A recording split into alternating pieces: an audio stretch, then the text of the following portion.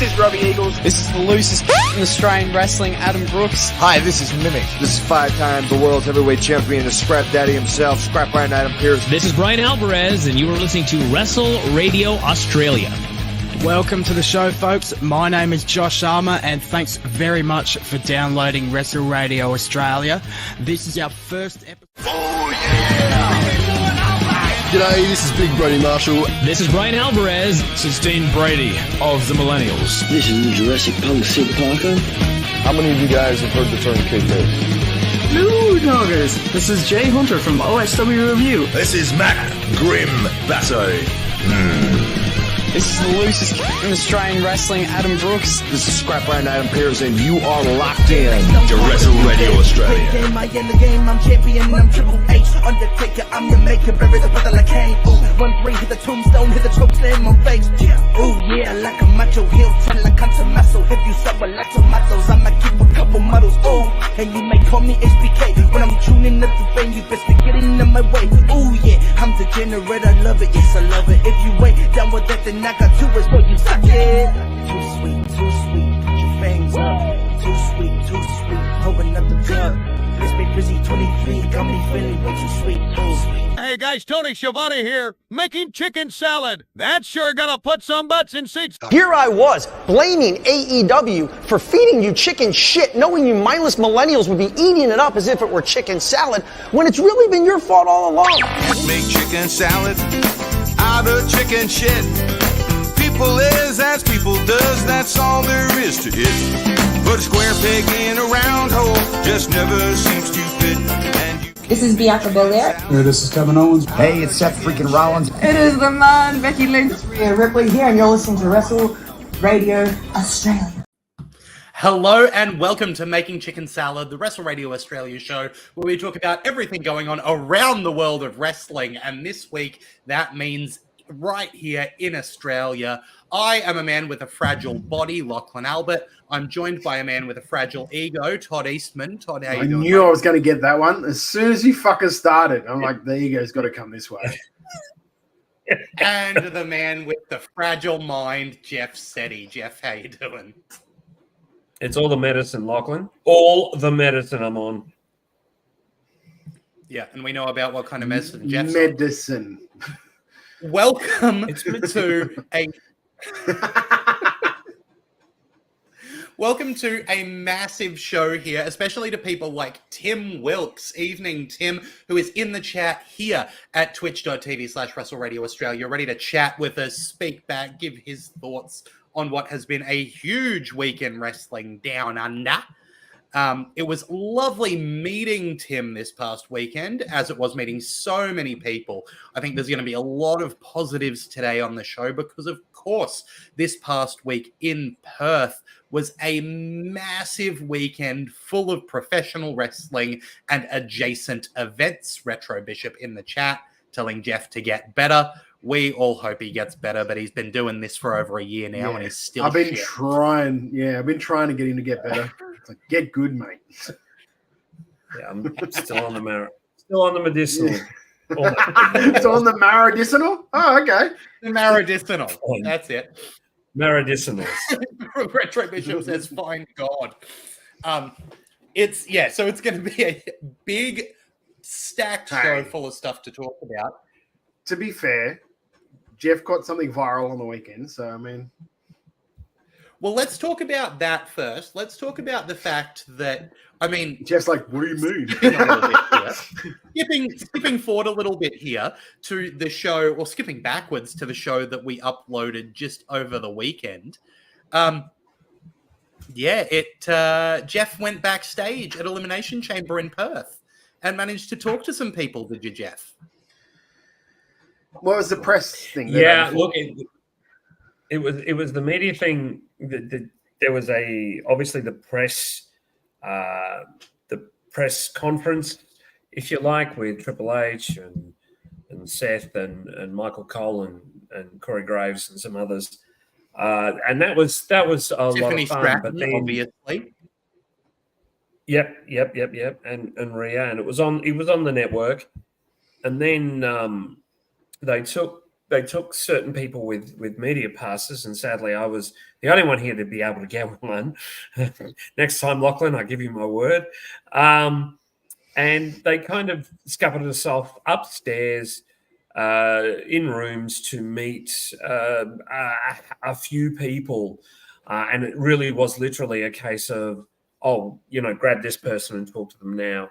I was lucky. Everyone I spoke to was either a former or current world champion, which is kind of surreal. And it started with Seth, and Seth was really nice and generous with his time. As you heard, if you've listened to the episode, it was quite quirky and quite funny. His knee is clearly better, which he discussed more the following night. But he was great. And that kind of gave me the confidence because, the first one you talk to, if you're a bit nervous, it can mess up the entire day. But he sort of gave me the confidence to talk to Becky. And then obviously when Rhea was there, as soon as I mentioned the gentleman to my far left, she just lit up very, very quickly. Bianca was wonderful, and of course Kevin Owens was great as well. So it was a pretty surreal couple of hours.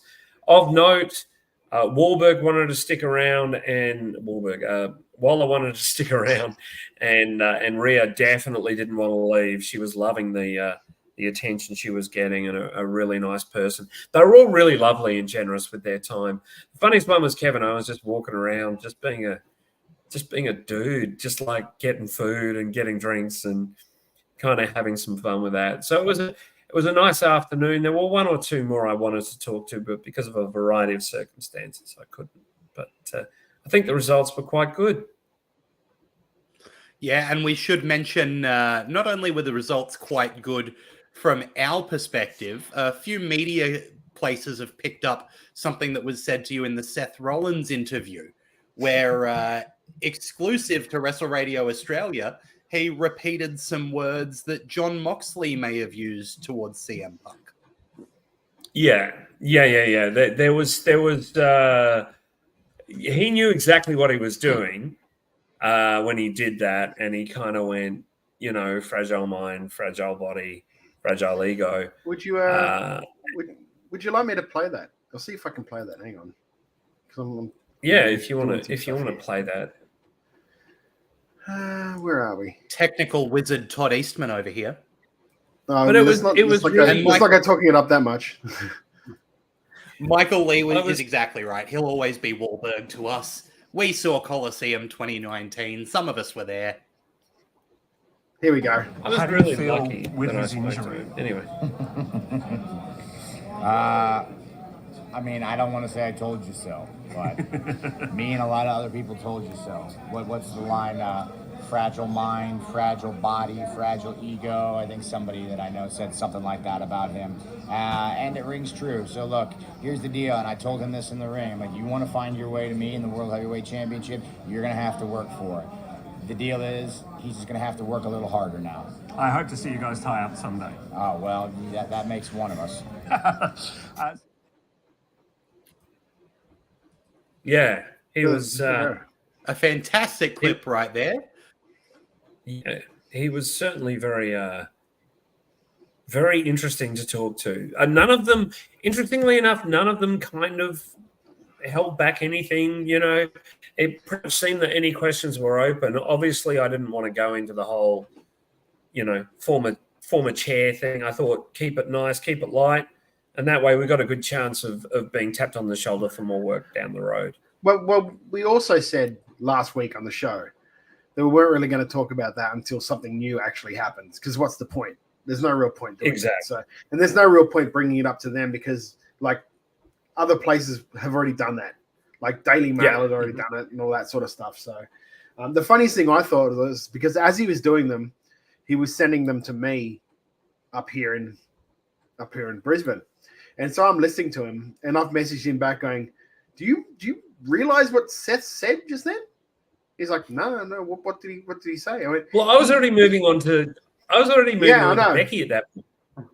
I'm just like, he quoted verbatim John Moxley from an AEW promo. He's like, "Oh," I said, "Dude, that's that's a story. That's a quote right there. That's something we can actually do. Something we can use. Yeah. He's like, oh, okay.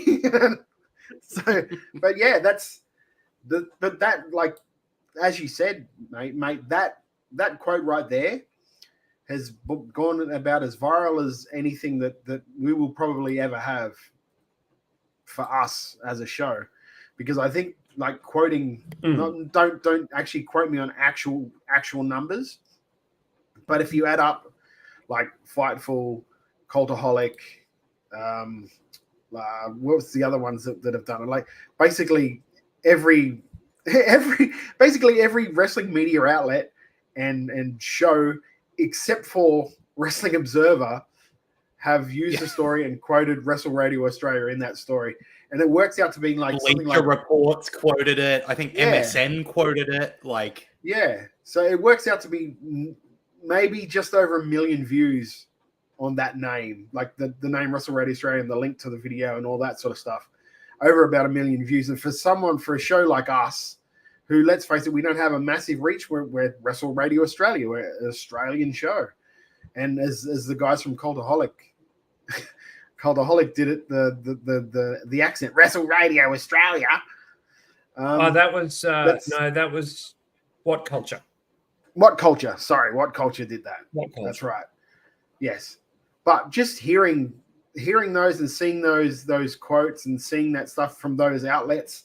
And like, I have to give a really big shout out to Kate from Fightful, because she really did help us out with that, because I sent it to Kate, because I've on and off I've been talking to Kate for a while now since I did her show a few months ago, and because I'd said that to you, I was like, am I overthinking this? Am I just getting too excited? So I sort of like clipped it and I sent it to her and I said, is this a story? She goes, yeah, that's a really good story. Can you write it up and we'll put it into an article? I said, I have no idea how to do that. And she goes, well, just send me the video and I'll do that. And I said, oh, okay, cool. So that's why everything went up on YouTube so all the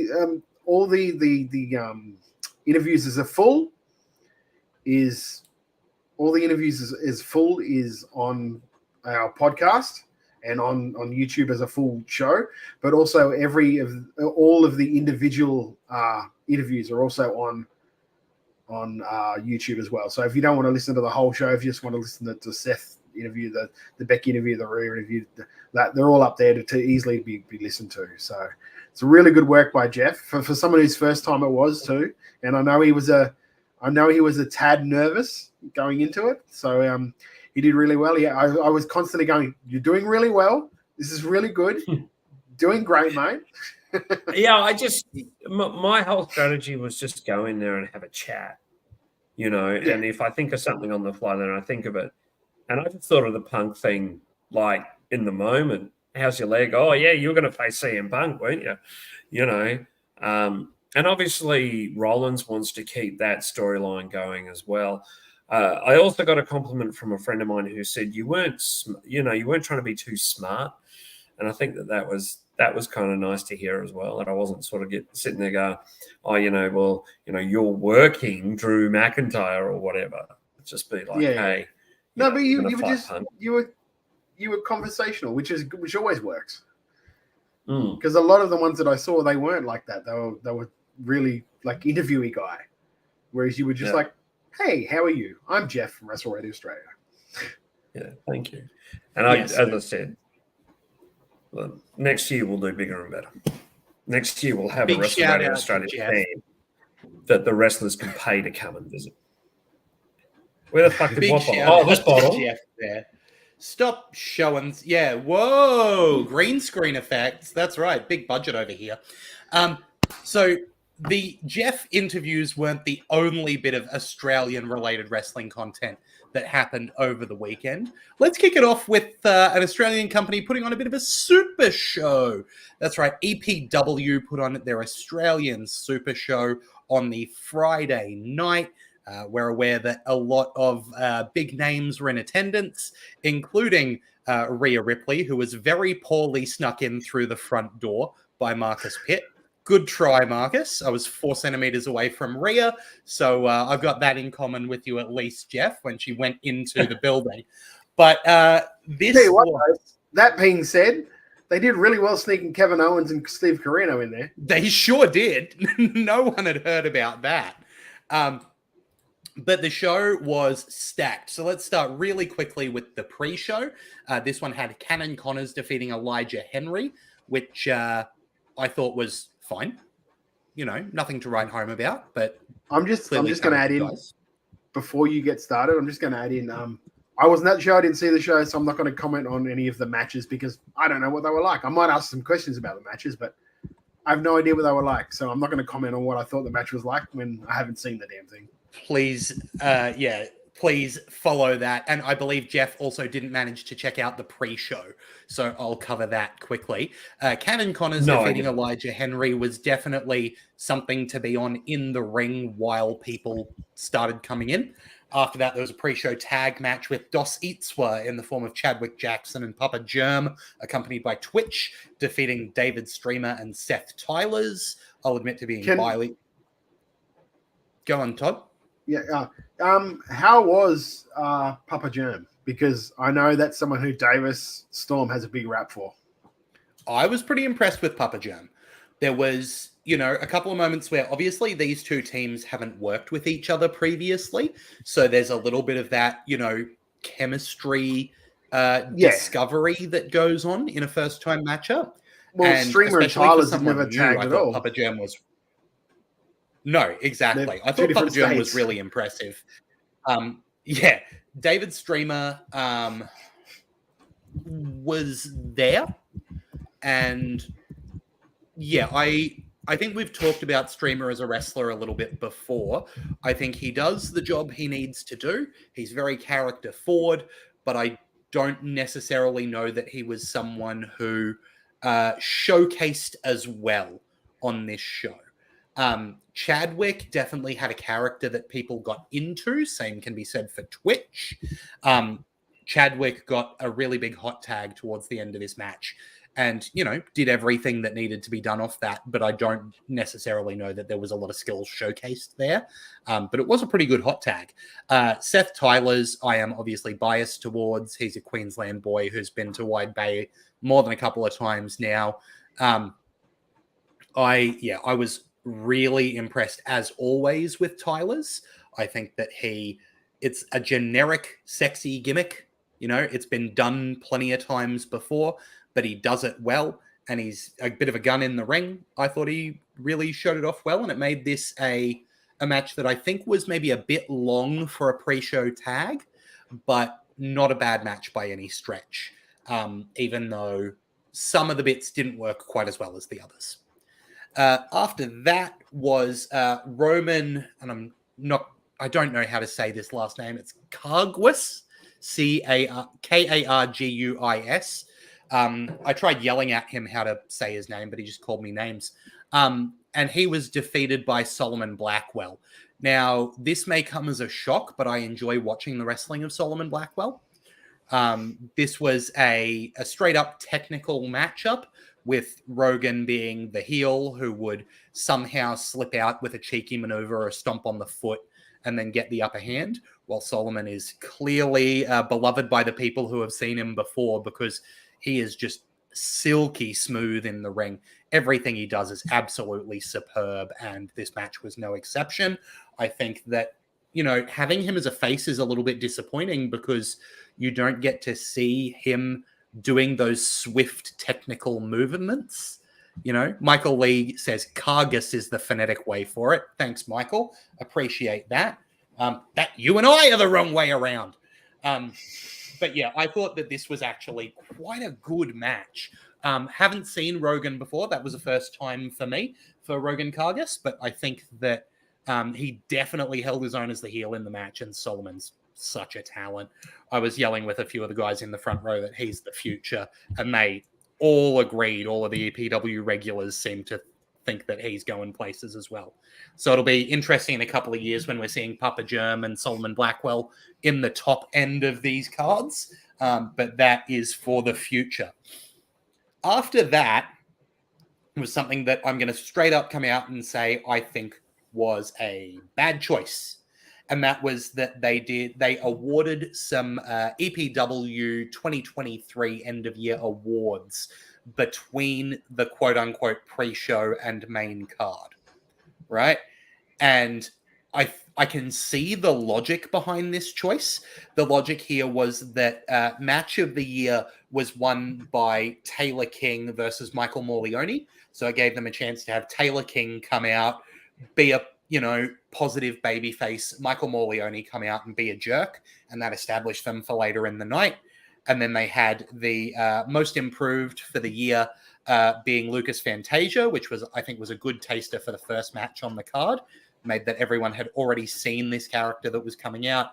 And then Wrestler of the Year was won by Morleone, so I let him come out and be a douche again. But this felt like something that should have been for the boys in the back and not necessarily for all of the people who'd flown from Melbourne and Sydney and Brisbane and Adelaide to see WWE. And now we're getting the end of year awards from last year for the Perth promotion. Like, I can see the logic behind it, but the crowd really had no investment in it at all. And it meant that when, someone like Morleone was coming out trying to get heat, but the crowd wasn't really paying attention, it meant that it felt quite flat. Was it just a matter of like they had to have a little bit of a gap between the matches and the start of the show, or is that why they've done it? But I think if that was the case, then I think EPW, I know that their video production isn't as high as some of the other companies. I feel like they could have put together a little, promo package with, or even just played a match from a previous EPW show, show us that awesome Taylor King versus Morleone match, or show us the first 10 minutes of it to get us want to go subscribe to the pivot share or whatever it is, right? I think those are interesting options that then don't have, your commentators standing in the middle of the ring trying to get a crowd's attention who are waiting for a show that they don't think has started yet. What was sorry, just as an aside, what was the crowd size like for that show? I'm interested to know. It was around 700 or 800. I heard somewhere 800, so it was quite reasonable. That's good. That's really good. Yeah, very good. Yeah, and that venue is really quite good, Willerton Basketball Stadium. It is off in a bit of a side room. It is, but it was a very hot room that night. It was just very warm. In terms of temperature, it was extremely hot. We've got a yes 800 from Matthew Stacey. Thank you, Matthew. Tim Wilkes says, wasn't the best use of a building crowd in reference to the EPW awards. And I absolutely agree with that, Tim. I think that that's a really good way to put it, especially after that Solomon match, which I think people were quite receptive to then have something that really didn't get anything out of the crowd was a bit disappointing. And really, this was a lot of people's introductions, if you don't mind me saying a few words here, Locke. This was a lot of people's introductions to EPW. There were people from all over Australia who came to this. And as such, it would have been nice if there was a hype video, even just a 5-minute thing on, hey, this is what EPW is. This is what we stand for, with some of the people who've been through those doors, because there's an incredible roster, both past and present, of people who have been in those doors. Make us care about it before it begins. Don't give us 5 minutes of a match and then go, oh, we care about this. Matt, while I agree that they were fan awards voted by the fans, they could have done that stuff on a video. It didn't need to be live. Or on the next show, as Frank Moretta says. Well said, Frank. But, they did what they did. I don't think it fit this show. I understand they did it to build the characters. I don't think it worked. But after this, the show kicked off with a bang with an EPW tag team title match. The Hit Squad of Lucas Fantasia and Mikey Broderick able to defeat the Parea to retain the EPW tag team titles. This, obviously, you don't want to slingshot the tag titles off to an interstate team. But I think the Parea were some people who were getting shown off on the night. Considering that WWE was in town, I think the Parea are the kind of people that want to get shown off.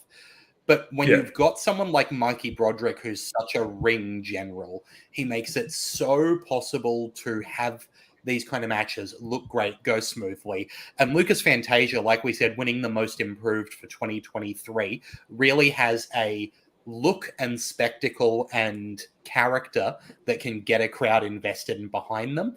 I think I said on Sunday, Lucas Fantasia is the perfect babyface in peril.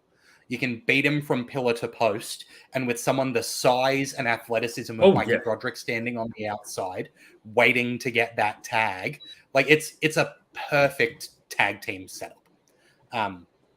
So I think that is cracking, and it paid off 100%. Absolutely, and look, you and I have seen Mikey in the last 3 months work as a great heel and then go and do his squats gimmick around a great heel at Slam Wrestling in Canberra, and then go and do his squats gimmick around most of the rest of Australia and be fabulous at that gimmick. I think he's great. He's clearly a body guy, and I think he really, really knows how to lift the crowd, either as a heel or as a face, and that takes real work. So got a lot of time for Mikey. I think he's a terrific act.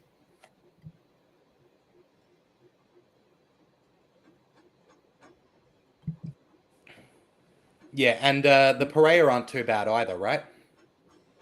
Oh, God. I mean, they were our tag team of the year last year, although there is a tag team that were on this show later who we should have mentioned, and we didn't, but we should have.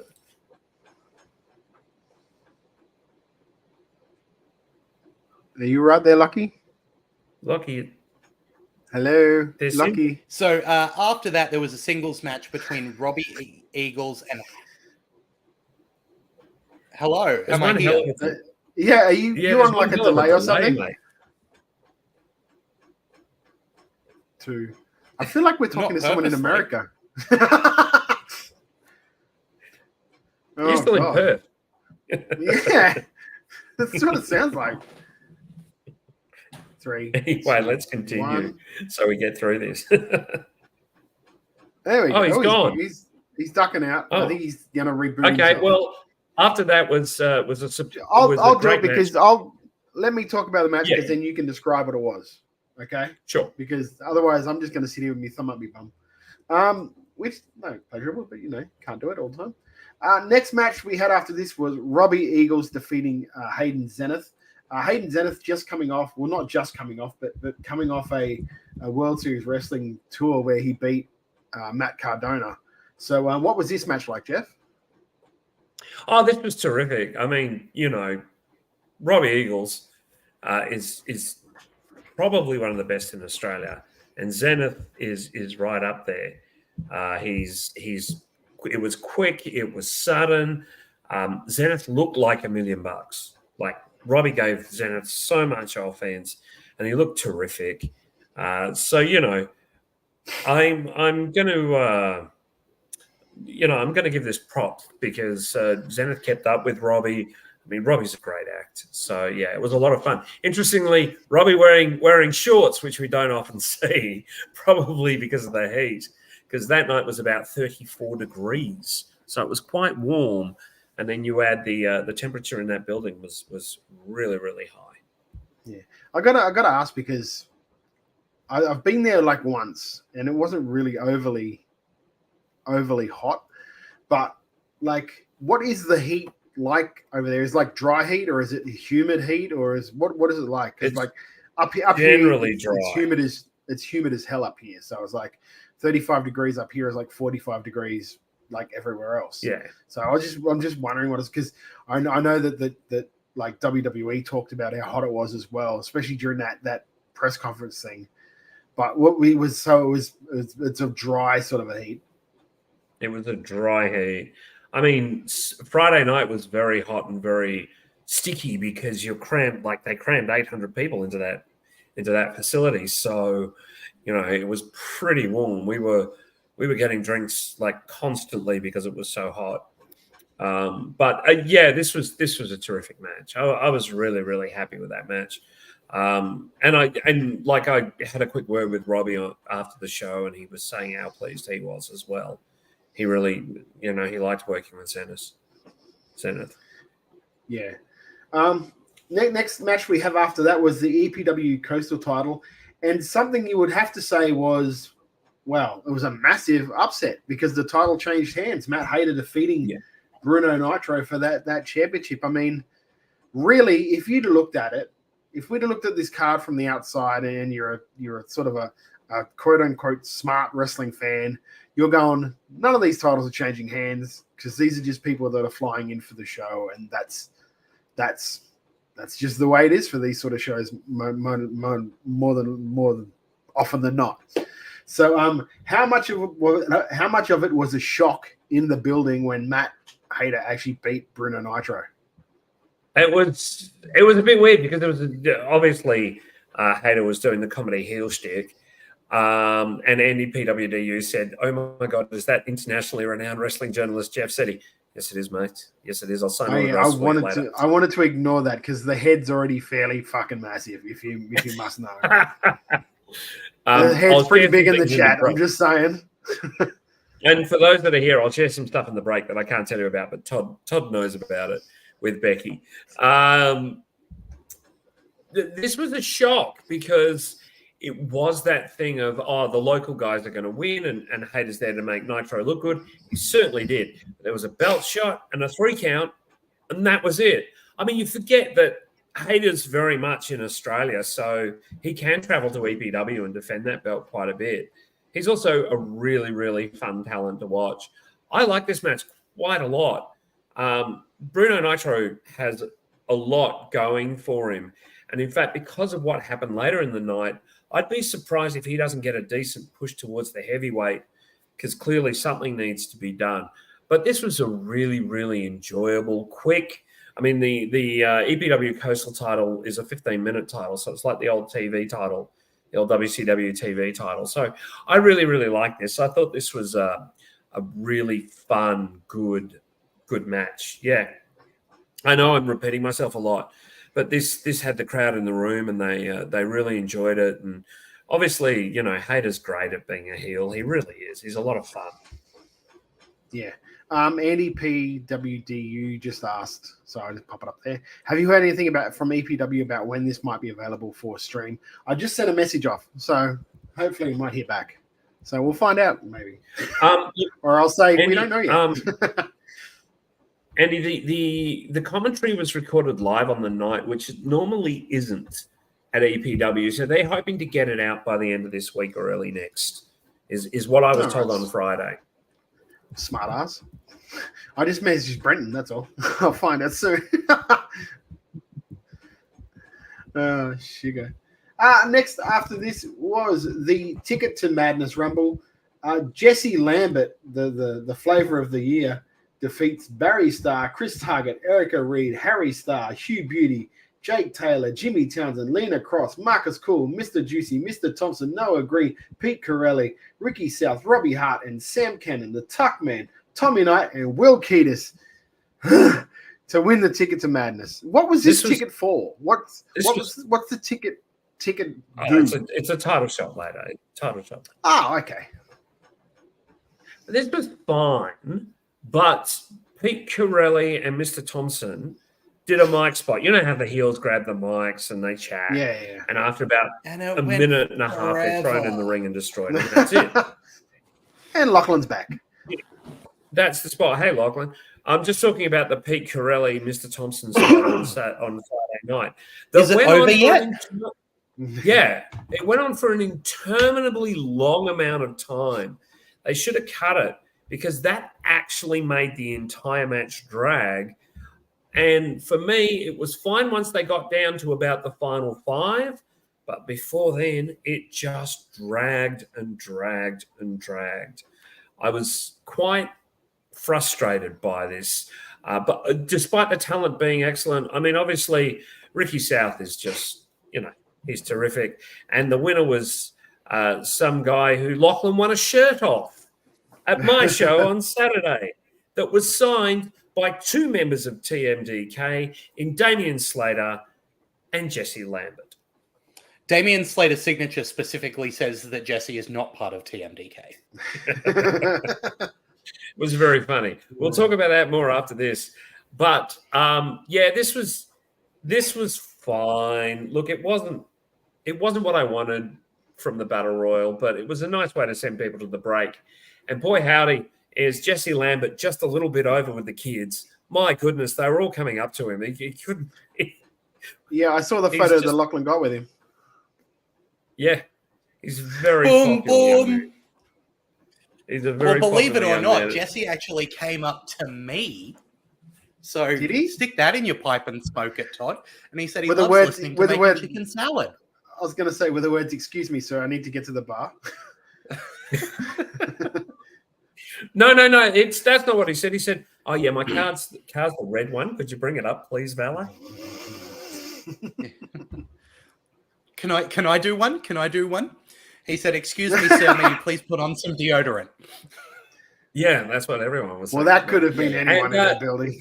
And Som, is it Som? Yeah, Som AU says, honestly, a weight of a spot for Tommy Knight, who would have shown in a bigger spot. I kind of agree with you, but he did what he had to do. He looked like a beast.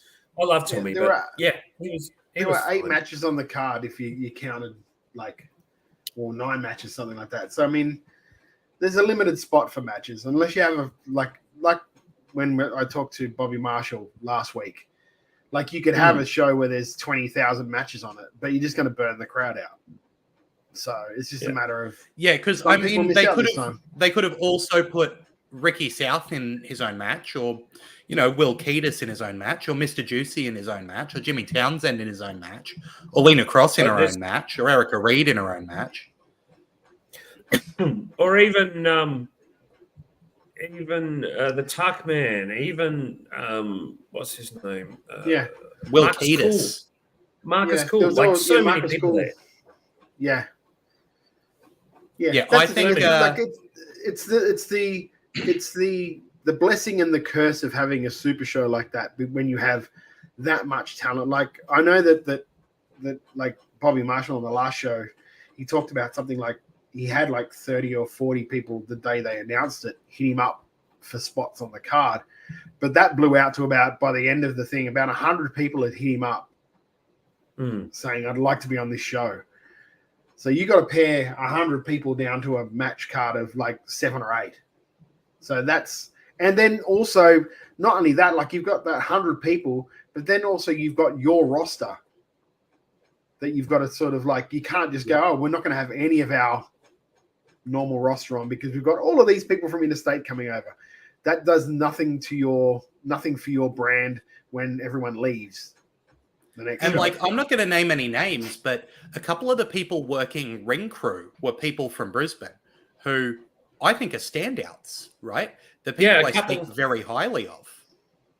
A couple came up to you and I at various points in the evening, and including some Adelaide talent as well. So, it's one of those things that you can't fit everybody on in premium roles. I think also there was a strategy to this in some ways because a couple of these people did have tryouts the day before. It's no secret there was a long WWE tryout the day before. And some of them might say, "Hey, look, just throw me in a battle royal and use me for extra work." Yep. Yeah. Which is a good way to start. I think one of the big standouts from this match, no pun intended, was Sam Cannon. Because when Sam Cannon came out, nobody knew who he was except me, right? Like that's straight up what the situation was. And then he got to the ring and did a moonsault from the second rope, and everyone immediately bought him as the biggest threat in the room, right? Yeah. And then Tommy Knight came out to challenge him. Yeah, I might have been to blame for that because I remember telling Bobby Marshall that's Cannon's move. You should get him to do that. Yeah. So I might be to blame for that. I don't know. Or he's just said, I'm going to try this. I'm going to do this move. Yeah, no. And when he did that, he came in like a freight train, knocked someone over, and then did the massive moonsault. And the crowd immediately bought into him. And I think that, he's someone who may get a lot more eyes on him after that show because what he managed in that match compared to, how much his name has been out there is a huge disparity. And he That's deserves the curse the of shine being that up he got. in. Is the curse of being Townsville, up in North Queensland? Yeah, unfortunately. Yeah, absolutely. But look, we could It talk was about that good. match for as long as It that wasn't match that the went match on, was because it was bad, great. but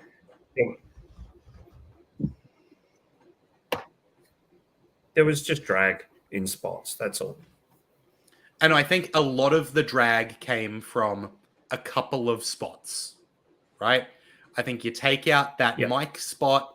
I think you tighten up maybe the middle portion a little bit, and this match was superb. But those couple of moments that make it drag. I do like because I saw on Instagram some of the highlights and that. I just love the juxtaposition of seeing Gino come out at Renegades to the way Gino came out at EPW. Yeah, like the totally different character, the totally different. Like he might like not be as juicy as he was before, but that character is still down. Oh, it's still so very over. It's so easy to get over to, and he works it so well. His mannerisms, his facials, he hasn't lost a thing. Him matching up with Jesse was great. I also loved the way Ricky South tried to team up with every heel in the building.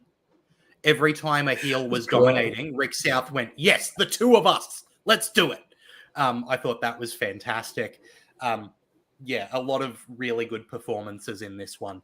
I think there was something else I was going to say, but I've forgotten it now because, again, this match from top to tail had talent in it. Oh, it was the Tuck Man, who I believe it was, I want to say Ricky South, nutted him on the top rope and then started shaking the top rope.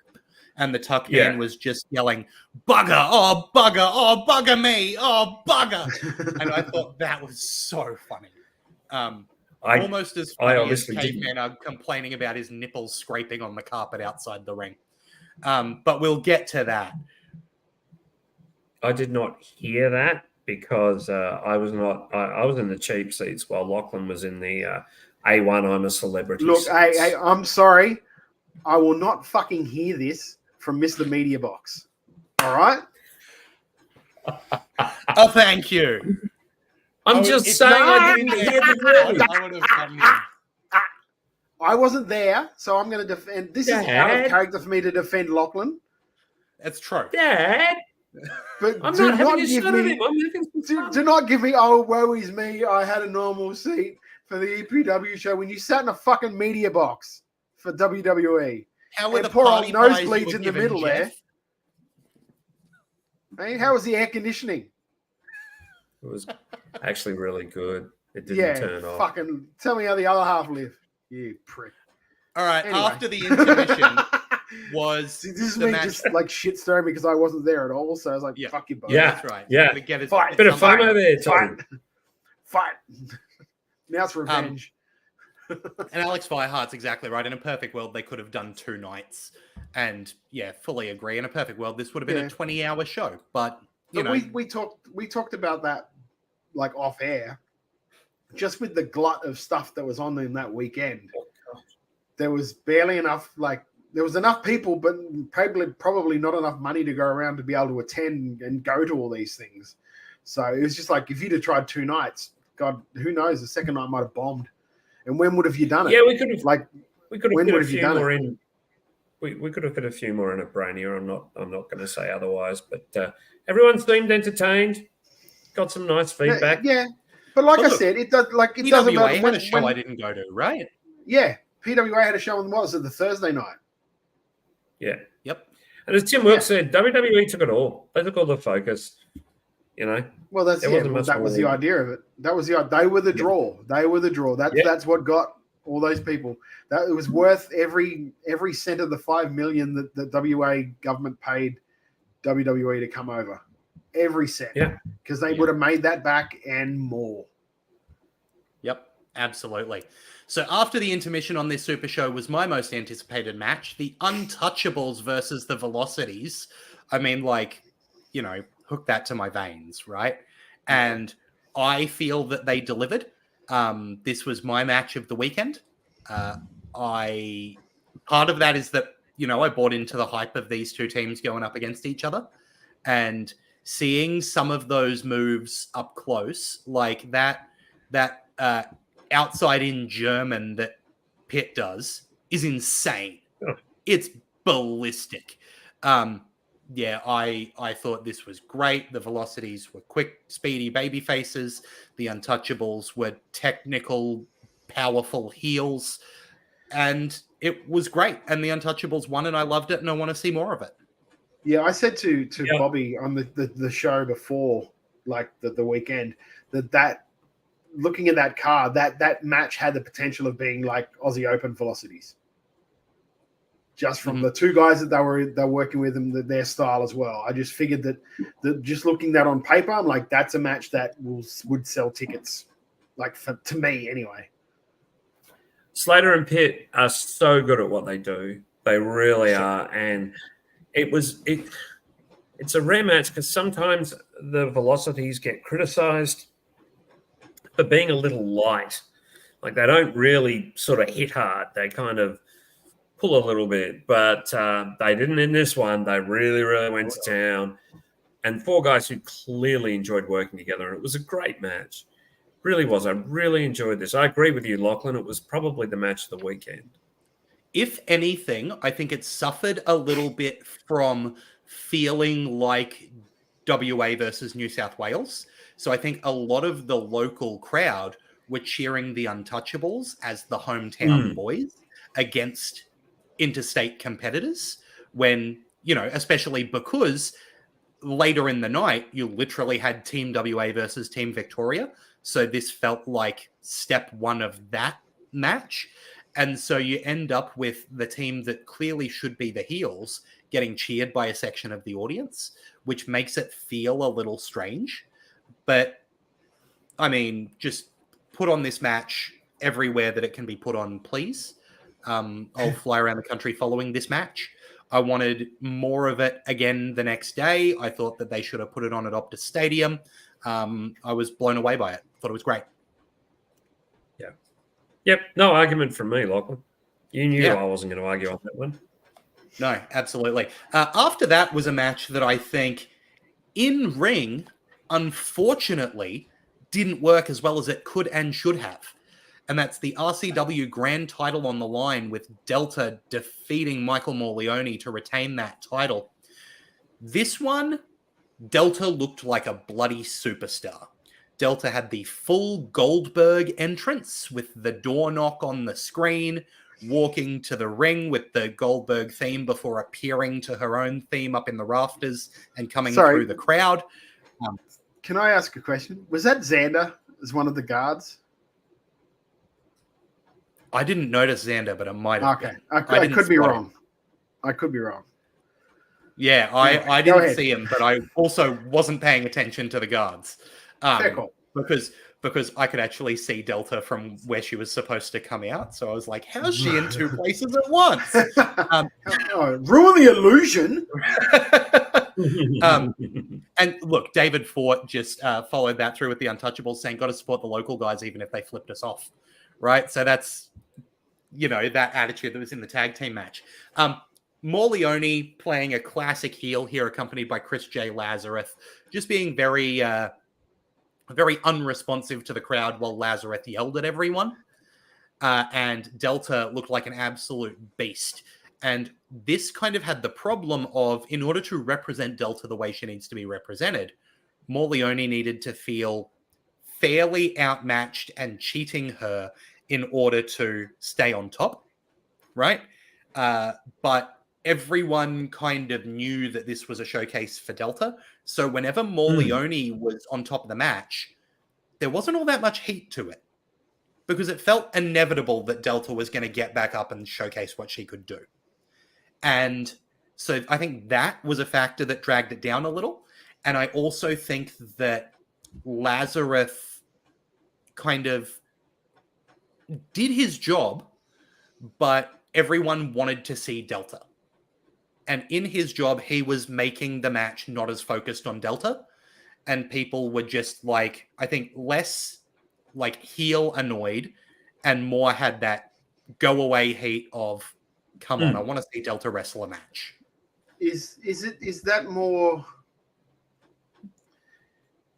is it more of a case of, and like I haven't seen the match, so like I won't comment on the match like as such. But is it a case of more the like she's a victim of her own sort of gimmick, where her gimmick is so strong that when she has to like sell and be under like duress, the crowd aren't really buying the fact that she's in trouble because it's Delta and she's going to come back and be a monster? Or I think that's part of it, but Jeff. I was going to say, I think there were a couple of things. I think firstly, the fact that the title was on the line meant that it was inevitable that Delta was going to take that title away. Even though we'd already seen a title change hands, this is Delta. I think the other thing that I felt was that there was a disconnect in their chemistry. They didn't work as well together as I think most of the audience who have watched a bit of wrestling would like. Were they still entertained? Yes. Was it an enjoyable match? Yes. But there were some disconnects in ring, and Lazarus was a part of that. Unfortunately, as the manager, Lazarus was a bit obvious. He was a bit there. And I know a manager's got to be there, but sometimes it also helps. You know, you're the best manager ever, Todd. So sometimes the manager can actually take a back seat.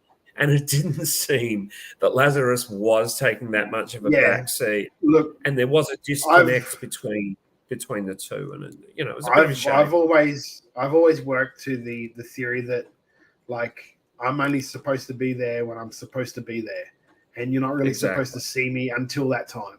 Like I'll work the crowd and I'll do like I like to think that I do that.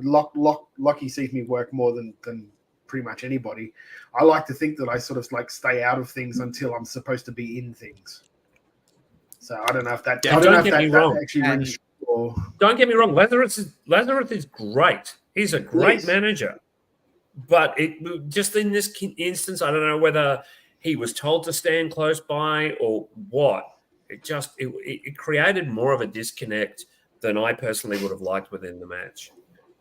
I think the difference between what we saw with Lazarus there and what I often see with Todd is Todd always feels like he is there to make his guys shine brighter, whereas Lazarus felt like another character in the match rather than being there to highlight what Morleone was doing, right?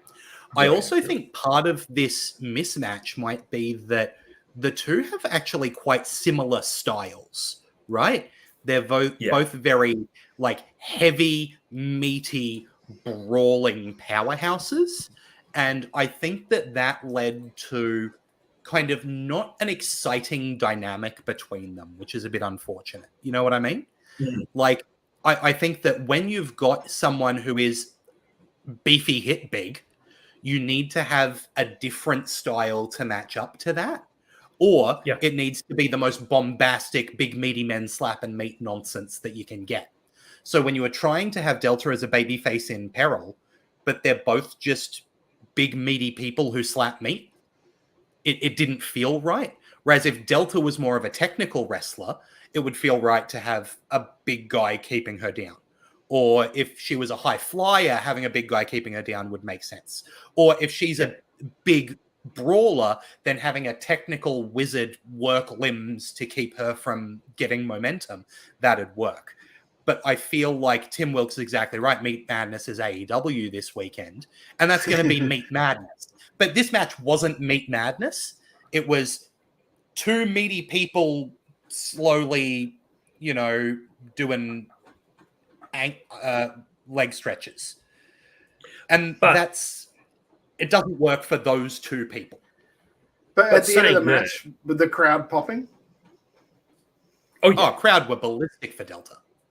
Because the second Delta walked out, the crowd were going nuts. Like, Delta is over no matter where you put her.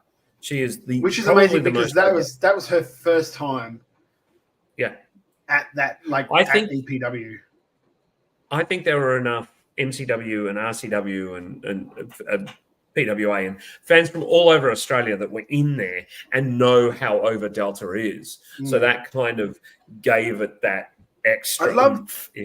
I'd love to know how many people there were seeing Australian wrestling for the first time. I'd love to know what a percentage of that crowd was, as opposed to like the percentage of like the crowd that are Aussie wrestling fans as well as like WWE fans. So they just came to town like, oh shit, there's an EPW show on. I'm going to check that out as well. I'd love to know, like, I don't know if they even did like the metrics on that. I might have to hit somebody up at EPW just to see if they did metrics on it to see like how many of those people were like non-traditional like Aussie wrestling fans. Because it would be very interesting to see, especially with they're seeing Delta like popping for Delta. If they've never seen her before, never seen Australian wrestling before, and they see her come out, that's a great metric to go. Okay, then she has that. What do they call it? The airport quality. So you see someone in the airport, and you're like, well, that's somebody. I don't know who that is, but that's somebody. And Delta's got that for sure, right? And I think giving the Goldberg entrance helped, obviously. I think it's a very clever trick they pulled there just to make 100% sure that it worked the way they wanted it to. But it worked. It worked. And I also do want to say, you know, talking about that, how many people was this their first time seeing Aussie wrestling? I messaged to Jeff after Chamber that I just felt a little bit like, and I get it, you know, I'm not expecting miracles, but it's wild to me that there was 65 times or so the attendance of EPW at Optus Stadium the next night, when I don't think the in-ring quality was like significantly better in WWE. Yeah. Right? I mean, obviously they're there for the star power, and that's different, but the match quality was just superb. I say, like, after every time like WWE tours or big touring company tours, like I can never get like out of my head how we can draw 8,000, 9,000, 10,000 people at these shows, but we can't get like 1,000 people regularly to like a local pro wrestling show because of like the quality's there. It's getting the word out that the quality is there. And like, I just don't know how you crack that those people that are there for that show go, you really like that show? And like, short of like walking out with an iPad and going, hey, you really like that show? This is a highlight from our show. You should come to this. Like, I don't know how we reach those people. It's one of the most frustrating things. Yeah, see, Paul Roberts is right. Never try and work that out. It'll make you crazy. It's one of the most frustrating things about working in like local professional wrestling. When you go to these shows, you see fucking 10,000 people there. You're like, why won't you at least give me a tenth of you people to a show, please? Because like a 50-second. Like, dare say they like if we had 1,000 people to a show, I dare say 500-600 at least will come back to the next show, just through attrition. I mean, people have got stuff on, right? But like, just like if they saw our product, if they saw how good the local product is, 100%, because it is that good. It's just straight up Aussie wrestling's that good. I think, and like, you know, our show was like, we're going to move on and talk about Brainia in a minute, but I think everyone suffered because, and someone said this to me on the weekend. They said, wrestling fans aren't in town. WWE fans are in town. And I think that's part of it. I think that essentially WWE fans are not wrestling fans per se. They like their sports entertainment. Yeah. So do you think, and I'm just throwing this out there and I'm not like casting aspersions at all. So do you think if like, say, AEW did a tour, you would get more people? Because they're technically more of a wrestling like a wrestling like base fan. I mean, we had a decent enough number, but who knows? Like, you know, but it's so hard to know.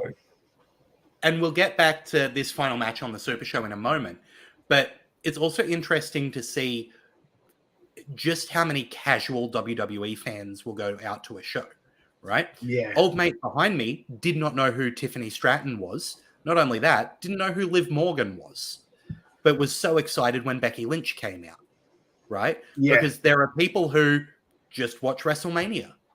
And then I remember that with Super Showdown when we were there, like at the MCG. There was like a father and kids in front of us, and they didn't know who Buddy Murphy was when he came out. And the dad saying all these things, and like everything he was telling his kids were just dead wrong. And I'm just like, God, I'm not going to correct him because I'm not going to be that wrestling fan. Yeah. But he's so wrong. You know, you're just like, you are so wrong right now. Shut up. But it's like, no, I'm not going to be that wrestling fan. I'm not going to be comic book guy. I'm just going to just let him go. Let his kids enjoy the night. But yeah, that like, I wonder how many of those type of people are in the crowd completely. You're 100% right. Yeah, exactly. Anyway, the main event of the EPW Super Show, an 8-man State of Origin tag team. Team Western Australia composed of Alex Kingston, Davis Storm, Mikey Nichols, and Taylor King. And they managed to defeat Team Victoria, which was Adam Brooks, Caveman Ugg, Mitch Waterman, and Slex. But headlines coming out of this one. First of all, the EPW champion Taylor King suffered a ruptured patella tendon during the match. He's got a recovery timeline of 6 to 9 months. He has vacated the EPW championship effective immediately. And so that's very sad. And obviously we wish Taylor King the very best. On top of that, after the end of the match, there was a beat down by the members of TMDK on the remaining members of Team WA. Slex teaming up with, Adam Brooks, who came out, along with Mikey Nichols turning on his partners, and the whole team of TMDK that was local sitting at ringside with their big flag to celebrate, destroying the hometown heroes, especially Davis Storm, who I think was quoted as saying that they tap danced on his face. This was chaotic. There was a lot going on, and especially when that, very obvious injury happened to Taylor King in the middle of the match. You could see the people involved having to adjust and make the match work on the fly without someone who clearly was supposed to be involved in a lot of the match going forward. You would imagine, being the EPW champion, he was probably a major part of that match. Yes, and probably a very major part of the beatdown afterwards, right? Yes. So the fact that he was out injured partway through the match meant that Alex Kingston managed to take a lot of the attention away from what was going on at ringside by climbing up the lighting fixture and the lighting scaffolding and diving off it, which was pretty incredible. But yeah, this was definitely changed on the fly. I don't necessarily know whether the finish originally was a sneaky roll-up by Team WA, but that's what it ended up being, which I think is fine. But yeah, I think that the majority of this match was really good because it had Kingston, Storm, Nichols, King, Brooksy, Ugg, Waterman, and Slex. Right?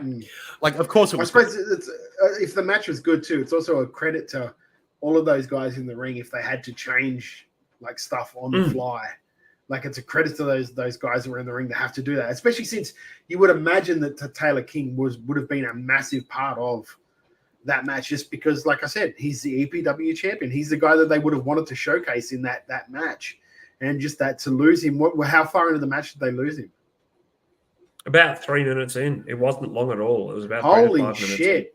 in. Oh, that poor guy. Hadn't run long at all. I was really impressed with Waterman in this. Waterman should be a heel. He plays a heel so well. But for me, the star was Kingston. Kingston was phenomenal. Even before Taylor got injured, Kingston was just really gunning it and really impressive. He's a flippy scientific wrestler, but really, really good. It's a shame that Taylor King has had to vacate the title, and I hope he's okay. I hope he gets well. But, yeah, Kingston was something special. I thought this was fun.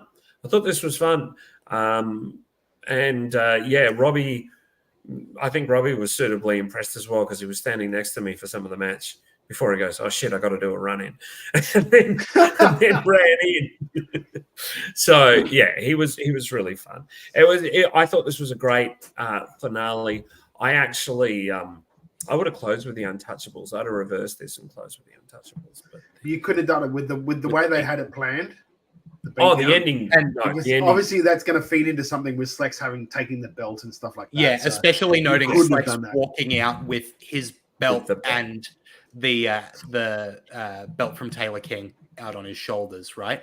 I do agree that Kingston was a standout here. I think he might have felt that he had to be, considering I think it's fair to say he was the smallest name in this match. I don't think that's super controversial to say. No. But he definitely stepped up to that. And I'll also mention, like we're saying, with adjusting on the fly, I mean, you've got some of the most, experienced workers in the country. And, you could see the moments where, Davis, Storm, and Adam Brooks would go up to each other and go, yeah. Bam! Right?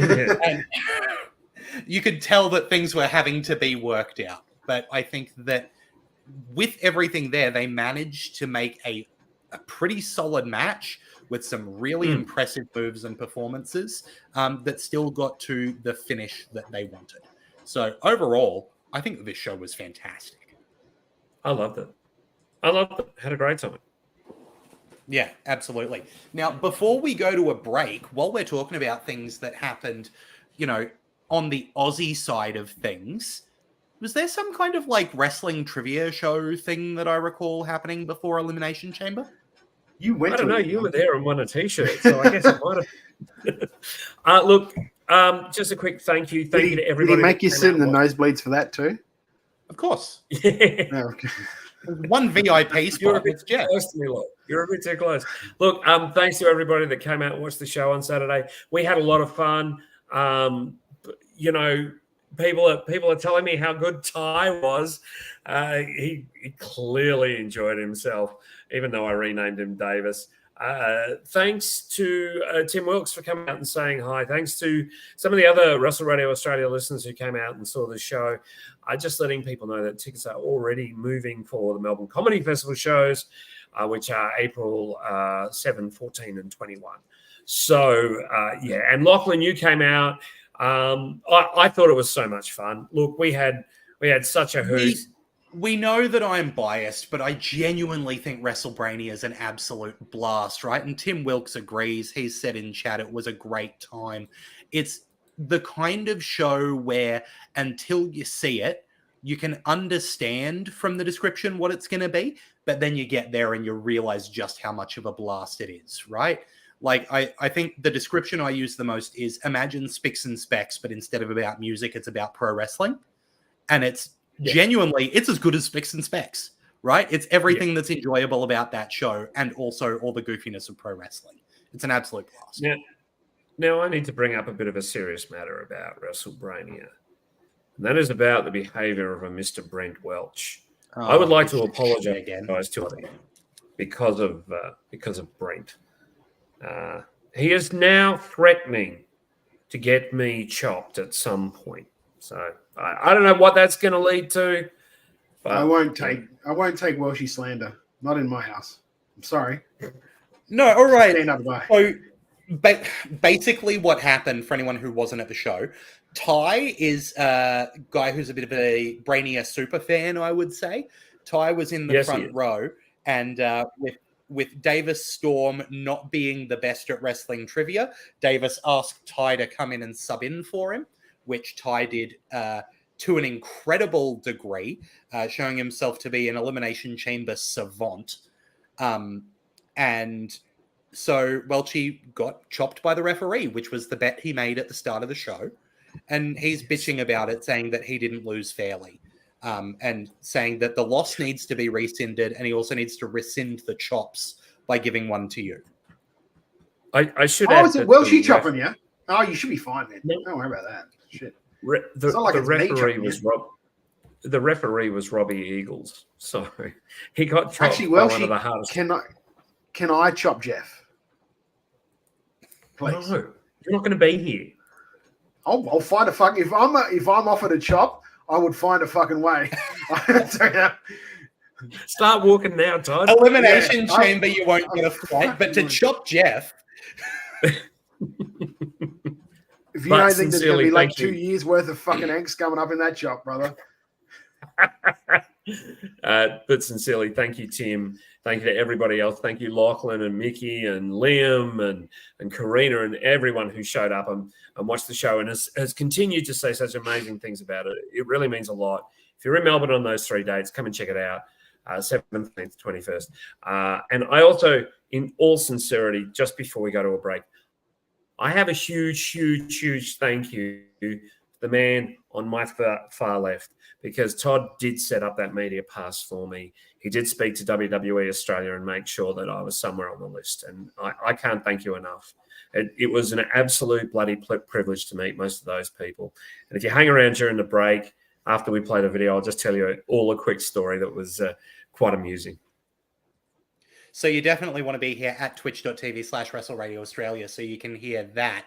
But more importantly, if you want to put money into Todd's pocket so that he can fly down and chop Jeff, you know one way that you can't do it? It's by purchasing Wrestle Radio Australia merch, because all our proceeds from that go to charities like Beyond Blue and Gotcha for Life. We don't keep any for ourselves. So you can head to Redbubble, search for Wrestle Radio Australia and get your merch there. Or you can head to WrestleRadioAustralia.com and hit the link to the Redbubble from there, and you'll be able to get a hold of some. Obviously, this Elimination Chamber weekend had another event. I think it was called Elimination Chamber. So we'll probably need to talk about that. We'll do that right after this. And it's a break. So what do you want? Because I know you guys need to go for your little break skis and do a little something. So do we want to watch the Becky interview, that's the words. The Becky interview, the Bianca interview, or the Rhea interview? Which one does the crowd want to see if they haven't already? If you're sending it to the crowd, I think the Becky one's the best.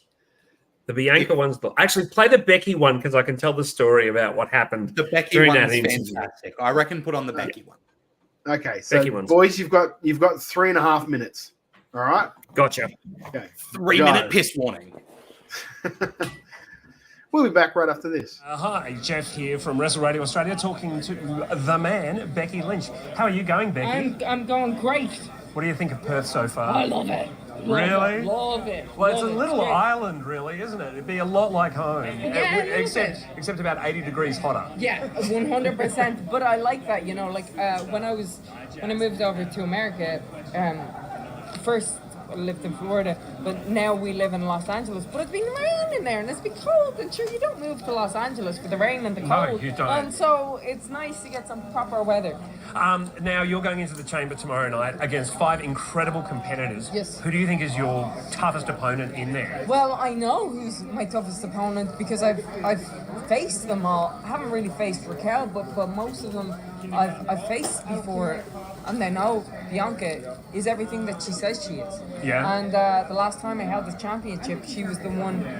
Well, not a championship, but the last time I held the women's championship, it was her that took it off me. So there's a bit of a chip on my shoulder and something to prove there. You know what I'm saying? You see, now, on a personal level, I like you more when the crowd boos you than when the crowd cheers you, because I think you have more fun when the crowd are booing you. I do have a lot of fun. Yes. I do have a lot. But look, I have so much fun anyway. Right? Yeah. I love going out there. I love the people. I love being in front of whatever reaction they give to me. That's how they're feeling.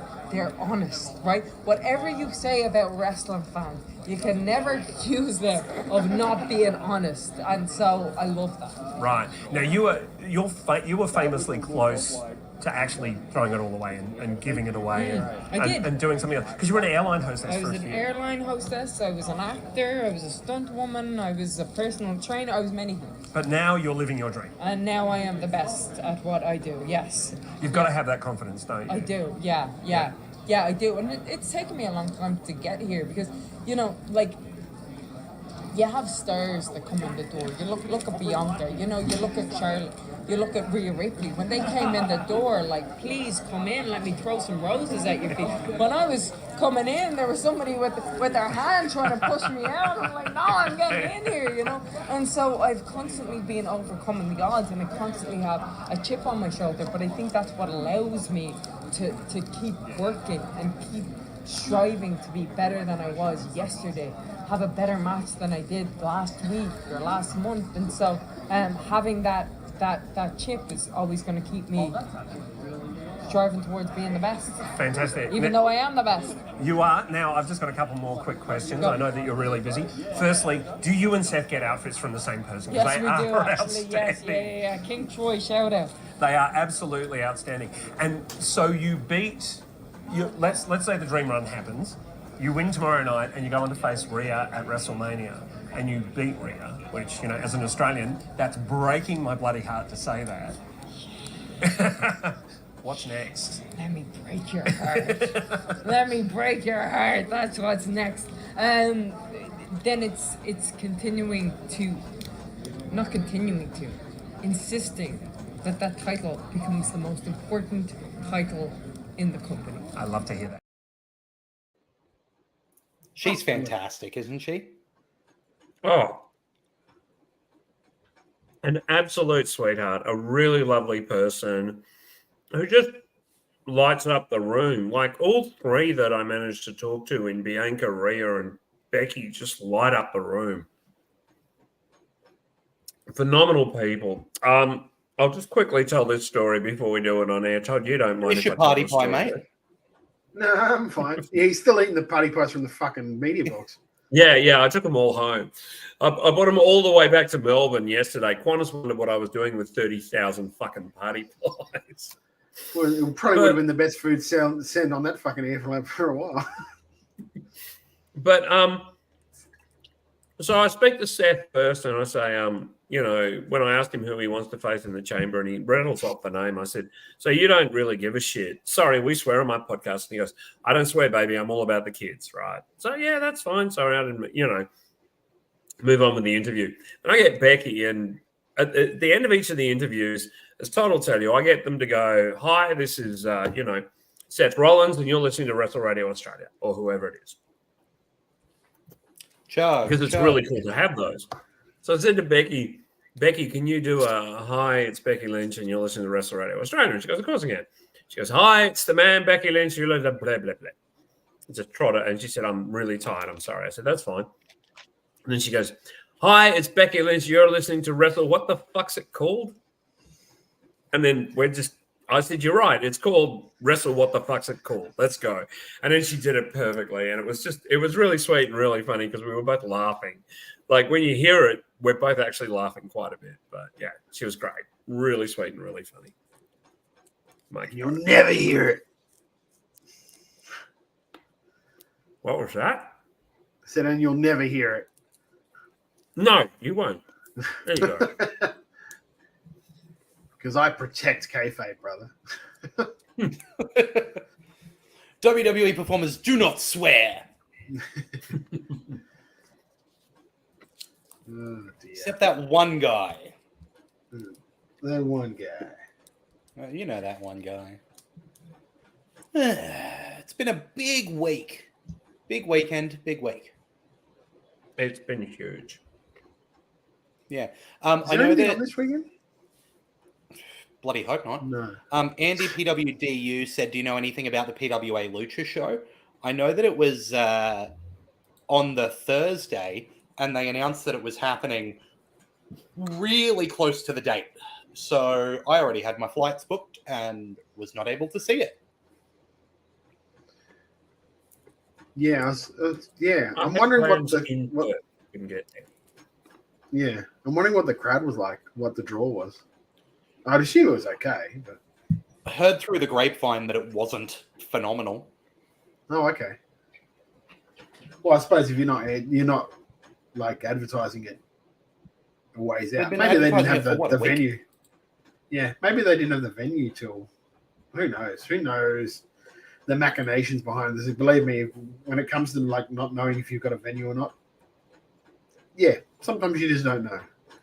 Or sometimes you're still on the hunt and something opens up, or you're offered something. Yeah. Yeah, and that wouldn't shock me if that was, what happened at the last minute. They had a way to get a show on, so they did. And I figure that's part of it, right? Is like it was just the people who were already in Perth. It wasn't like they were flying new people over for it. Yeah. Yeah, well, that's the thing. So, yeah, maybe they had. And the one weird thing I was like, because I haven't seen any of the footage, so if anyone was actually there and can tell us, because it was a lucha show, were people actually wearing lucha masks, or was it just called a lucha show and everyone was just in their normal gimmicks? I believe everyone except the main was wearing masks. Oh, that's good. That's good. That would have been a bit of a letdown. And I would assume they would have worn masks because they do lucha shows as well. So I would assume. You said doo-doo. Yeah. See what I had to put up with all weekend. You know you didn't, mate, because he was in a fucking nosebleed section. Except for the big show, yeah. I'm just grabbing that thought. I'm going to cause a split between the two of us sooner or later. I'm looking for a heel turn. It's not going to happen. We love each other very much. I love you, Locke. Love you, Jeff. You're there too, Todd. I tolerate you both. Oh, hi, Todd. All right, did we want to talk about some Limmy Chames, as Mickey started calling it the whole trip? Some Limmy Chames. Limmy Chames. All right, get your clap on, brother, and we'll get back into this. Oh, we got to warm it up. Yeah, I'll mention that as well. Tim, let me know if you want me to send you some money for that Uber, because we were about to order one and Tim was already ordering one, so he jumped in his. Let me know. I'll send you some dosh. All right. We're ready to return with the clap? We got the train. Welcome back to Making Chicken Salad, the Wrestle Radio Australia show where we talk about everything going on around the world of wrestling. It's post-Elimination Chamber Perth week. So we should talk about Elimination Chamber Perth because it happened at Optus Stadium with a reported 52,000 people in attendance. And there's matches to talk about. So let's kick it off with the pre-show with the WWE Women's Tag Team title on the line. The Kabuki Warriors managing to defend against Candice LeRae and Indy Hartwell. This was pretty much nothing. This was getting Indy on the show in front of the Aussie crowd. It was great to see the Kabuki Warriors. That's super exciting because I love them. And they kind of just had a match. I think it was a little bit of a house show style match. Nothing too thrilling or off the wall. But it built to some big hot tags for Indy that the crowd really wanted to see. So that was fun. Yep. Kabuki Warriors retain. Pre-show match. Tick, done. Yep. Nothing, I don't agree with you there, Lachlan. But before you move on to the main show, I do have a slight complaint at this point. The WA government media box? No. It's a serious one. The pies were cold in the middle.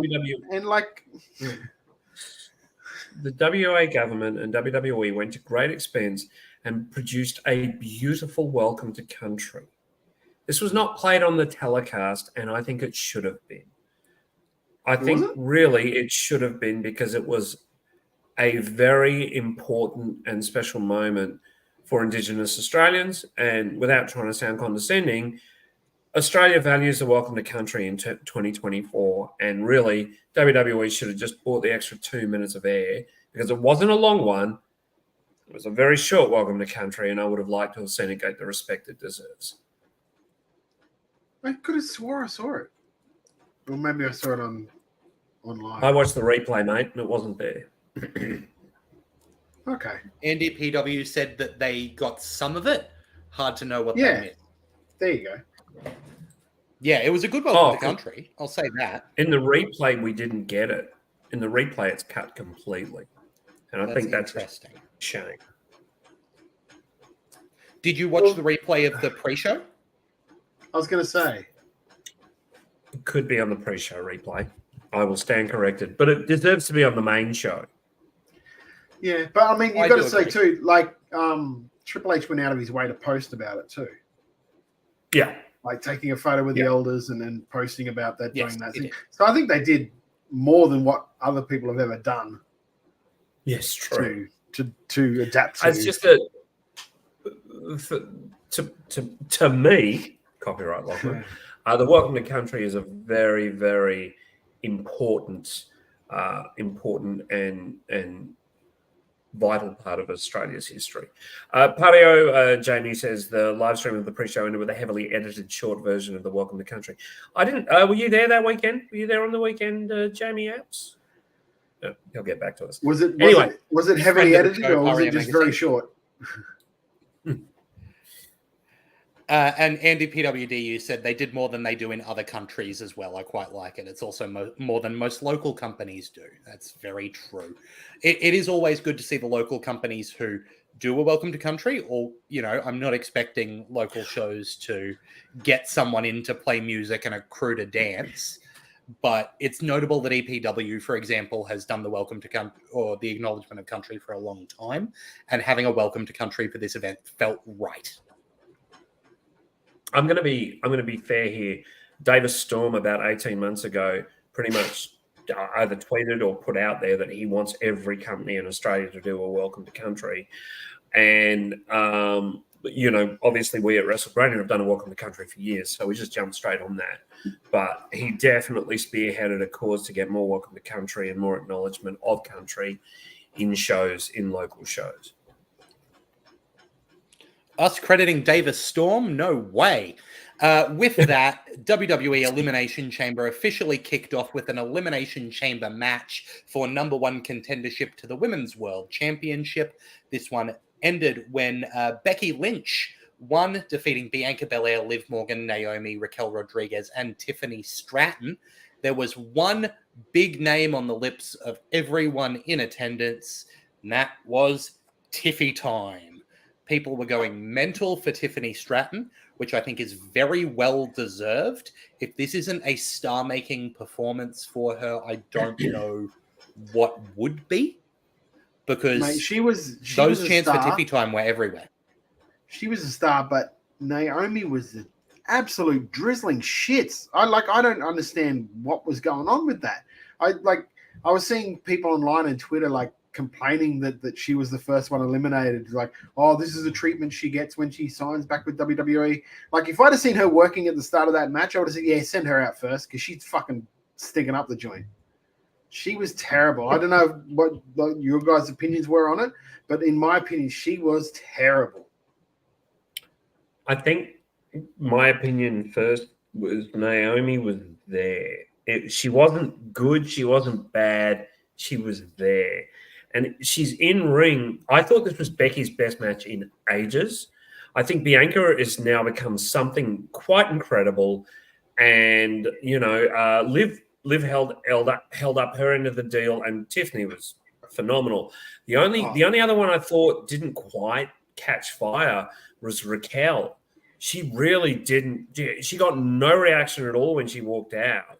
Yeah, she's also like not defending her, but she was also suffering a flare-up of that thing that she's got. Yeah. Skin ailment, yes. So she'd been through a lot that 24 hours before, apparently. I'm completely aware. It's also why she wasn't wearing makeup. Yeah. She normally wears a bit of makeup. Look, it wasn't a criticism of her.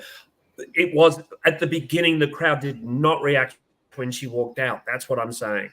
I'm not criticizing Raquel at all. But also, it's kind of hard. Yeah. I was going to say for Naomi too, it's kind of hard for her to make a huge entrance when her entrance sort of requires there being a dark room. Dark. And they were coming out there at like dusk. Not Edward, but like the weather dusk, the time of day dusk. I will tell you that, like Tiffany Stratton is the walking, talking, breathing embodiment of what signing people that don't have wrestling experience to the PC is. She's had no prior wrestling experience, nothing like that. They have taken her in two years, 2019, up to 2022, I think she signed with them. So in 2 years, she's gone from not knowing how to do a wrist lock to being in Elimination Chamber and stealing the show. So that's amazing when you think about it. She was great. She was great. Really incredible stuff from her. Really, and the credits of the NXT 2.0, which, let's face it, was the shits when it first started. But when it also first started, I remember saying on one of the shows we were talking about it, Like, give it time, because like this is now truly what NXT was supposed to be. It's now truly a developmental territory. So you're going to see these people mature over the next year or so. And I mean, you can't expect every one of them to mature like as rapidly and as well as what Tiffany Stratton has. But if you look at NXT now, there's a whole group of young girls there that are absolutely tearing it up already. And in a couple of years, holy hell, they're going to have a strong division. Especially when Delta's there. Roxanne Perez, for a start, before anyone else, like one of the best baby faces, small, sympathetic, able to get it done. Roxy Perez is great. I really like this match. I thought this was such fun. And I really love the way Bianca sold losing. I love the way she sold that she didn't win. She looked shocked. She had her hands on her face and looked close to tears. Just beautiful work from Bianca. Really nice. The eliminations made sense, if you like. They weren't, and the last two being so sudden, brilliant. Yeah, Tim Wilkes saying also the entrances only had music videos on the screens. People couldn't see the stars on the rampway. That's very true. The screens during entrances were just playing Trons, and the result was that if you were in the stadium, you could not see a big chunk of what was going on. See, the little media boxes had like TVs up there, so you got to see that. Oh, of course. I'll also note that next time I'll sit outside, you asshole. I'll bring this up now while we're talking about screen and how useful it is for people. In the men's elimination chamber match, after I want to say it was maybe Randy's entrance, the clock went up again, and then it hit 0, and then it stayed at 0. And then it disappeared, and then it came back, and then the screen turned off, and then the screen turned back on, but the clock was still on it at 0, and then it turned off again, and then it came back fixed. And so if you notice... She was pressing the button. Yeah, that's right. So during that chamber match, there was some very loud booing and cheering and booing, seemingly out of nowhere for no reason. And that was all to do with the screens playing up and people not being able to see what was going on. So, you know, those technical glitches do happen, even when it's a big company. And the crowd was not thrilled about it. I'll tell you one thing that they need to fix, and I remember tweeting about it. They need to take that WWE logo off the top of the dome of the Elimination Chamber, because it casts a shadow right over the middle of the ring in certain instances. So you'll see something where like Drew would turn into it and you just couldn't see anything because it's just all black where he was standing in like a dead spot. And like that's something, it's a little thing, but it's something where it doesn't really need to be there. Yeah. So they could get rid of it and it's not going to make a difference, really, except for that above shot. But who really cares about that above shot at the end of the day? Look, you just superimpose it in the above shot. That's fine. Yeah, if you have to. Yeah, exactly. They can superimpose that awful image of Becky every time it's a big show. Like just superimpose the WWE logo on the top. It's fine. But yeah, no, that was it was a really strong opening match, considering it went for what? I'd say 35 minutes. Yeah, 32:15 according to what I've got here. So the second longest match of the night after the men's chamber, of course. Tim Wilkes commented, or fake pyro. Also worth noting that there was absolutely zero pyro for the women's chamber, despite huge pyro for Drew McIntyre winning the men's chamber, and massive pyro for Cody Rhodes existing. So that's very interesting, you know. I expect to see Twitter going off about that soon. I know that you can't do pyro during the day as much, but when Cody Rhodes got that huge amount for walking into the stadium and Becky got none for winning the chamber, it feels a bit garbage, right? They could have messed around with the order and made sure that Becky had pyro, in my opinion. You know, yeah, but then again, you're like, yeah, but like there weren't that many matches on the card. So and you couldn't really do Chambers back to back. You couldn't do Chambers back to back. So like they were kind of stuck, really. And Rhea needed to headline, right? Oh, 100%. Yeah. So you need to do first match, third match, which means that something's going to happen in the daytime. Yeah. But what was open was that second match, which was for the WWE Raw and SmackDown Tag Team titles, with the Judgment Day accompanied by Dominic Mysterio managing to defeat New Catch Republic, the new name for Tyler Bate and Pete Dunne, in my match of the night. Yeah, I love this. Yeah, I love this. Really, I thought really this was good. great. For a match that was basically a foregone conclusion, a couple of times they had me going, oh, maybe they're going to do it. Maybe they're actually going to give the boys the belt. Look, I really enjoyed this. I think the four of them had such nice chemistry. Dom played his part really well. It was just lovely. Nice to see. A fun tag. I mean, Dom caused them to have to black the screen out for a good portion of time. No, Dom didn't cause them to. Front few rows giving the finger to Dom. He had plenty of heat for the night. Which is like, it's kind of surprising, being his close association with Rhea. You'd think some of that might have rubbed off on him a little bit, but absolutely not. No, not at all. Not at all. No, well, Rhea's absolutely getting popped everywhere. It's the opposite. Everyone feels that Dom is tying Rhea down. That's the problem. But look, this match itself was really good. I know that I guess that should have been expected from these 4 or 5 guys. Damian Priest, again, every so often he just proves that there's a reason he's got that Money in the Bank briefcase. You know what I mean? Mm-hmm. I think the only thing I would have liked, honestly, is he could have left Austria and we could have had R-Truth here. Because I think that would have been really nice to have an R-Truth appearance. Because he was pretty much the most over person in the building without being in the building. He's the one who wasn't there who was the most over. There were chances we want the truth. It begs the question now, WrestleMania, is it going to be DIY or is it going to be the Awesome Truth? Or is it going to be both teams? And if it is either of those teams, are they going to actually drop the belts? I think they are. They've had them for almost the full year. And I think that it's going to be a 3-way, in my opinion. What do you think, Locke? He's gone again.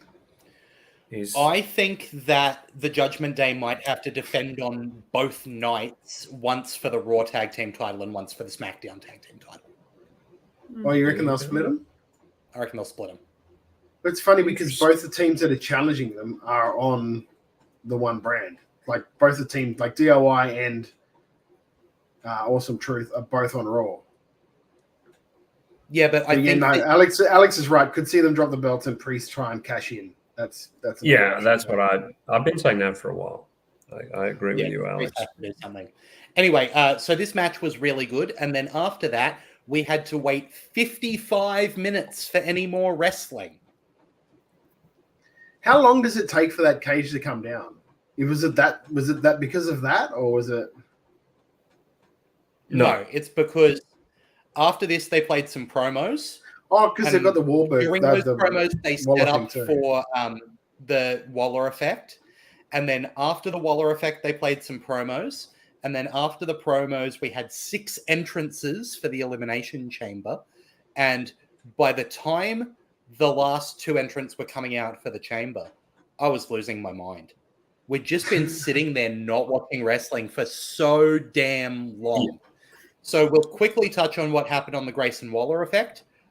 Grayson Waller got a huge reception, unsurprisingly. He brought out Seth Rollins, who got a huge reception, brought out Cody Rhodes, who got an insane reception. And basically, Seth said that he would wrestle soon. And then Cody said, I'll fight The Rock. And Seth said, Bloodline always interfere, so I'll have your back. And that took like half an hour. Yeah. Yeah. The most Did I hit entertaining all the thing big was points there? No, it was Yeah, definitely a time eater. Definitely a time eater. the most entertaining thing was Austin Theory doing The Rock and keeping the "if you swear" while Seth was running him through the set. Keeping that note while Seth was running through the set was hilarious, but it didn't need to be there. It really could have been anywhere. It was a nice way to get Waller out, but yeah.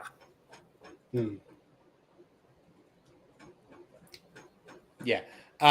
Alex Fireheart says it was funny hearing from people who watch this show how often people were encouraged to visit Australia, which, given the WA government got WWE over, I'm not surprised. Yeah, absolutely. Lots of those. Well, that was ads part there, of. and then That's finally part of the deal. we Like, had. if you watch any of That's those, the deal. the PLEs that are in different countries, like the ones that Clash of the Castle, how many times did you get visit Wales? Wales is lovely. Check out this castle.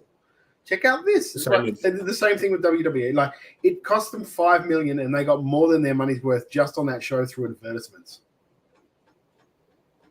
Yep, and that's the crown jewel shows have always been, just very long Visit ads Riyadh. for Saudi Arabia tourism. Yeah. Like, it's exactly the same. But we got the men's elimination chamber for number one contendership for the world heavyweight title at WrestleMania. This one had Bobby Lashley, Kevin Owens, LA Knight, Logan Paul, and Randy Orton, with the whole thing won by Drew McIntyre. This one was... What accent's that? Whatever I decided to say. It was Scottish. Ish. Very ish. Yeah, Scottish. Drew got 3 eliminations and Orton got 2 eliminations in this match. They were the only people to get eliminations. Of course, a couple of those were assisted. The elimination of... who was it? I know the elimination of Drew McIntyre was helped by Logan Paul, who had already been eliminated using brass knuckles, and LA Knight suffered after some interference from AJ Styles, who came in and attacked him with a chair while referees were trying to remove Bobby Lashley from the chamber.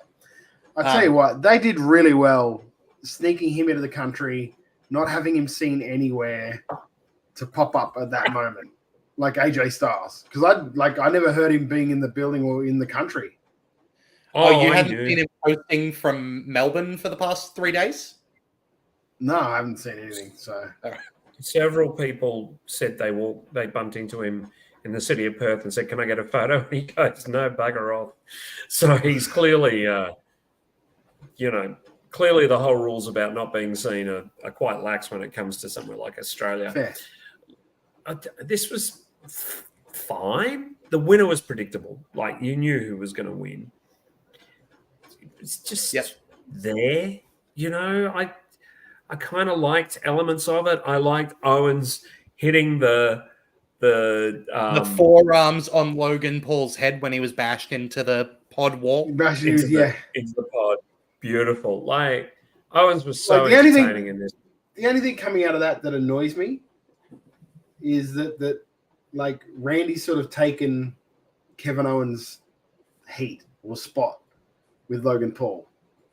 I want to see Kevin Owens and Logan Paul. I don't really so much want to see Randy Orton and Logan Paul. I want to see Kevin Owens and Randy Paul at Mania. I think it's building to a triple threat at Mania, right? The fact that Paul was using the brass knuckles is a callback to the unfinished business from Royal Rumble, as well as the fact that those two were going at each other all night.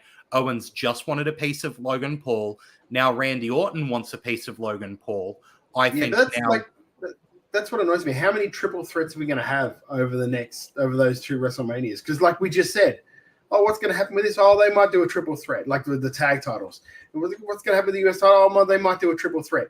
They got the Intercontinental Championship with Gunther, and you've got 16 people that want to go for that thing. So what are they going to do? A triple threat or a 4-way or a 5-way?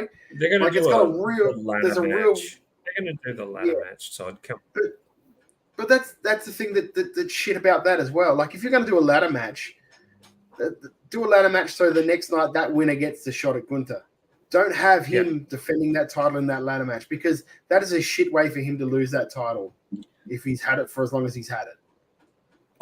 I agree with you, but that's what they're going to do. They're probably going to have it as a ladder match, and the winner gets the belt, which is a way for him not to lose and then move up to but that's heavyweight. like honestly, he loses nothing by losing. Like he loses Sure. nothing, and it builds the next guy up. I agree. So if you put it on someone like a Jay Uso, who, let's face it, got robbed in Raw, or if you put it on the guy that I wanted to be put it on, like Chad Gable, who's got the best story out of any of these guys going into. I like Sami Zayn, and I understand the story that they're trying to tell with Sami getting into it.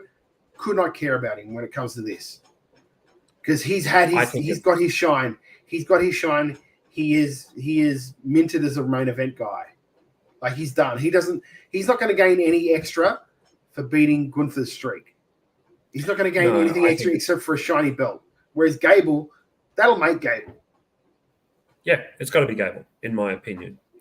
Yeah, in my opinion. But look, what did you think of this, Lachlan? I thought it was yeah, okay. Yeah, it was on. It was there. It's cool seeing an RKO in person. Oh yeah, right? Especially the one that he did from like the shadows, where he just ran out and just went bang. Yeah, and that's the thing. That's the thing that sets WWE apart from every other wrestling company. They know how to shoot those things. Yeah, they know how to shoot those out of anywheres. And the one thing I will say, I love the fact the way that they use the camera work in the chamber. They didn't have a cameraman in the chamber that I could see, but they had the GoPros or whatever up in the corners. Yeah. So they could cut to them, and it was really, really well done, I thought. So you weren't watching through the cage, which is always a hard thing to do. Tim Wilkes, I just want to bring up a point. Tim said Randy oversell in the back ticked me off. He actually injured his back. He hurt his back a couple of minutes in and finished the match. So he wasn't overselling it. He was legit surgically repaired back. I will say that I think Logan Paul was a highlight of this match. Now funny. He's so good. Everything he does is perfect, crisp, feels natural, but looks great. After the show, managing to see, we were going, what's that on the pod door? Is there like circles or something?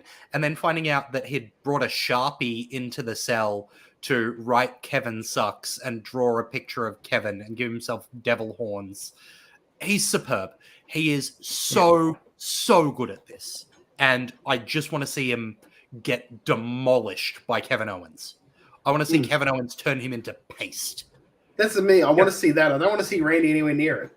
Yeah. No, and this is nothing against Randy. I just think that they've built the two of those, like Owens and Paul, that well that it doesn't need Randy. Randy could do something else. If his back's fucked, he won't be anywhere near it anyway. So let's be honest. Yeah, absolutely. And then we had the main event, the WWE Women's World Title match, Rhea Ripley and Nia Jax. And Nia Jax managed to win the title in this one. No, obviously not. There was no way. Rhea Ripley won the match. Huge ovation. Hooray, well, Rhea. Not in this. Rhea. Not in this WWE. A couple of years ago, WWE, she might have lost that title. Yep. No, not tonight. Match was fine. This was, I think, the best Nia match I've seen in a long time. I was going to say, Nia did better than I've seen her do. Better than she had any right to be in that match. Yeah. She did well. Interestingly, even at the press conference, Rhea was saying how tough Nia is. So they were really putting her over strong as a tough opponent for Rhea. And I will say, that was Logan Paul's 11th match. Wow. Yeah. So I will say, if I nearly said her real name, if Rhea's listening, or if anyone in the family is listening, I don't know what goes on in that family, but her parents have not aged. In the whole time that I've known her, they have not aged a damn bit. It's amazing. That if that's the genes, then she's going to look amazing for fucking years. Yeah. Look, this was what it needed to be. It was Nia keeping the pressure on until the crowd booed it enough and clapped enough that Rhea got to hit that third attempt at the Riptide and land it and get the big pin and win. Right? Yeah. It's there was also not there was really no one else on the roster that could have put like Rhea in the peril that Nia put on, if you know what I mean. Yes, Lachlan? You need to go to the toilet? Pick me, Shayna Baszler. Still not Shayna's a different type of that. Like Nia is just like is the only person on that roster that could out-muscle her. And they built Nia like a monster going into it too, with her destroying like Becky to get the shot and all of that sort of stuff. And they continued that on Raw. They did, but I agree with Lachlan. I think they should have reheated Shayna instead because it's a better match. It can be a longer match because they both have a good cardiovascular conditioning. And I think that it would have been great to see. I mean, I don't know what you do with Nia in that. Do you know what the difference is? Nia's actually hateable. Really hateable. Yeah, actually, that's kind of true. But I still think it should have been.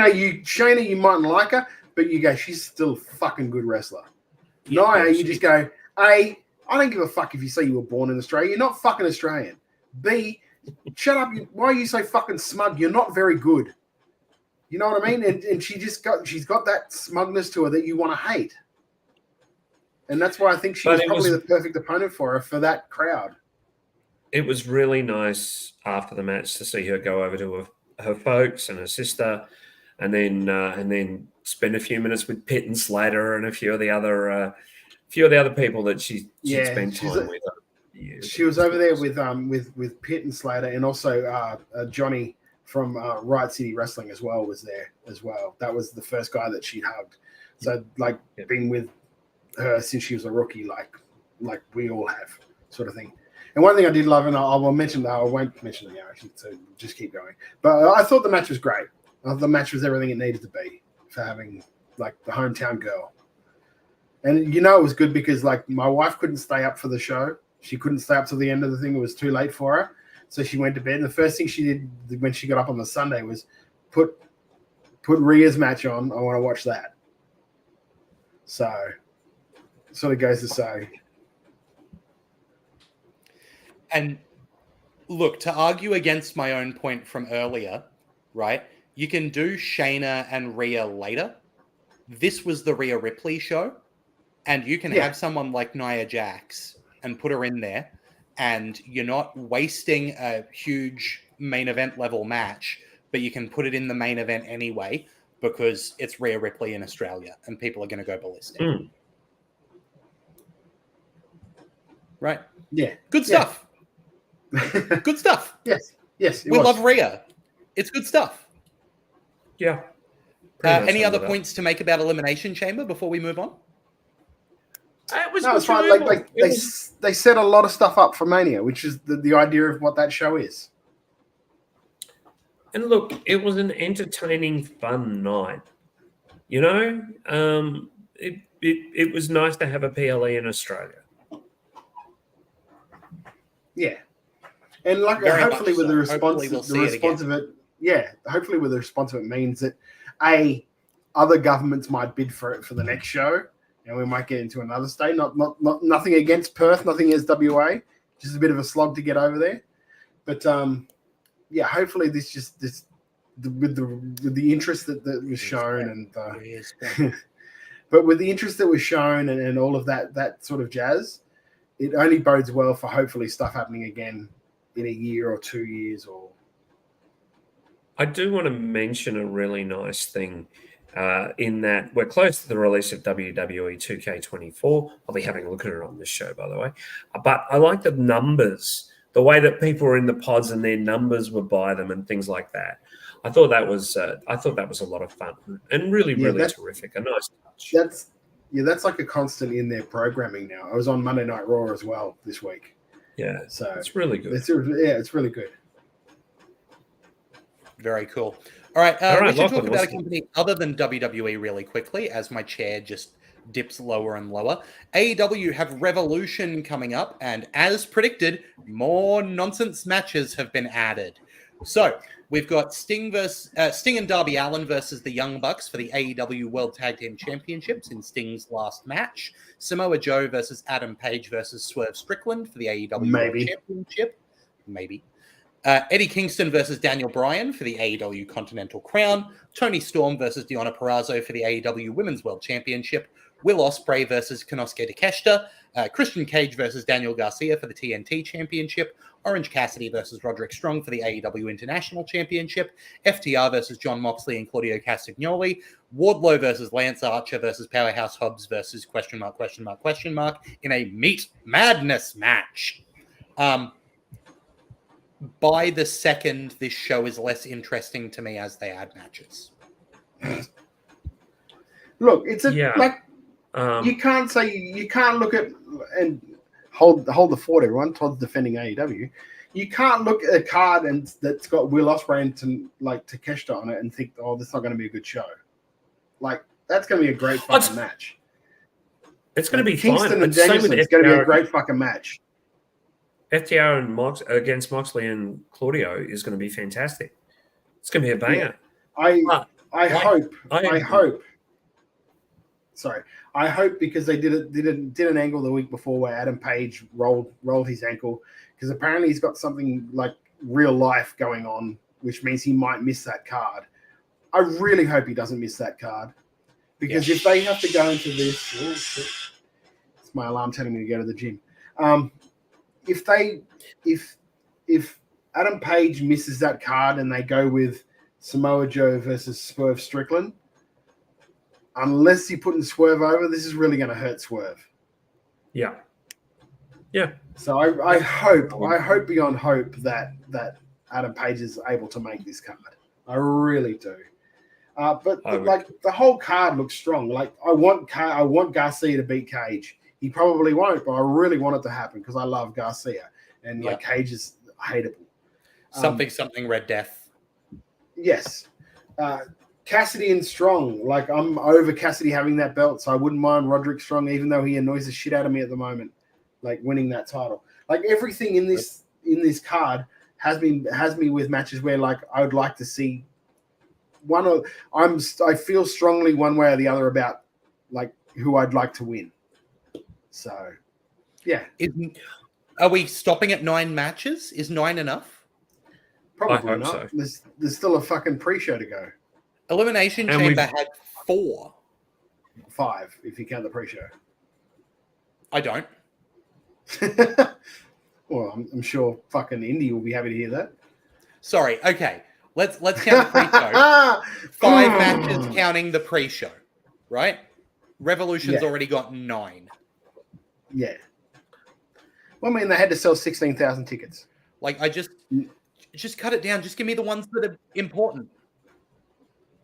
Give me 6 matches. Yeah, 6 matches is perfect. Yeah, but that's not TK's way, and it never will be. I know. So just get used to it. This is what it is. But the result is the world we live in, kids. I'm not going to sit there and watch the show. I'm going to watch the highlight reel, right? Because I don't have time to watch 12 matches. I don't. I'll watch the show, and it'll be fine. It'll be what it is. Yeah. No, I think there's good stuff on there. Don't get me wrong. It's just going to be too long again. And I'm not going to care as much as I would if it was a 8-match card. Yeah. But do you see, like, is this one of these things where you're going to have old mate Okada come out at some point? Or are they saving that for big business as well? It makes sense at big business. Yeah. Well, I love that they're calling pay-per-view shit like big business. It's like one of those old 80s WWE videotapes. That's not a pay-per-view. That's a Dynamite. Oh, it's a Dynamite. I apologize. Yes. Even worse. Don't get it twisted, mate. He has to name every show. Dynamite. God. But Jeff, winter is coming. I can't believe I'm the one here being optimistic on AEW. What the fuck is going on here? The parallel universe. We got together on Saturday. Alrighty. Yeah. Also, just quietly, we in the group, agreed that we had to make Todd defend AEW. yeah, in the group chat, I put up a photo of is it Jude? Was it Jude or was it Paris? I can't remember off the top of my head. Paris? No, Jude. I think it was Paris or Jude. It was it was one of them that looks strikingly like Tony Khan in the suit. If they don't somehow like work that into a gimmick, they're losing money.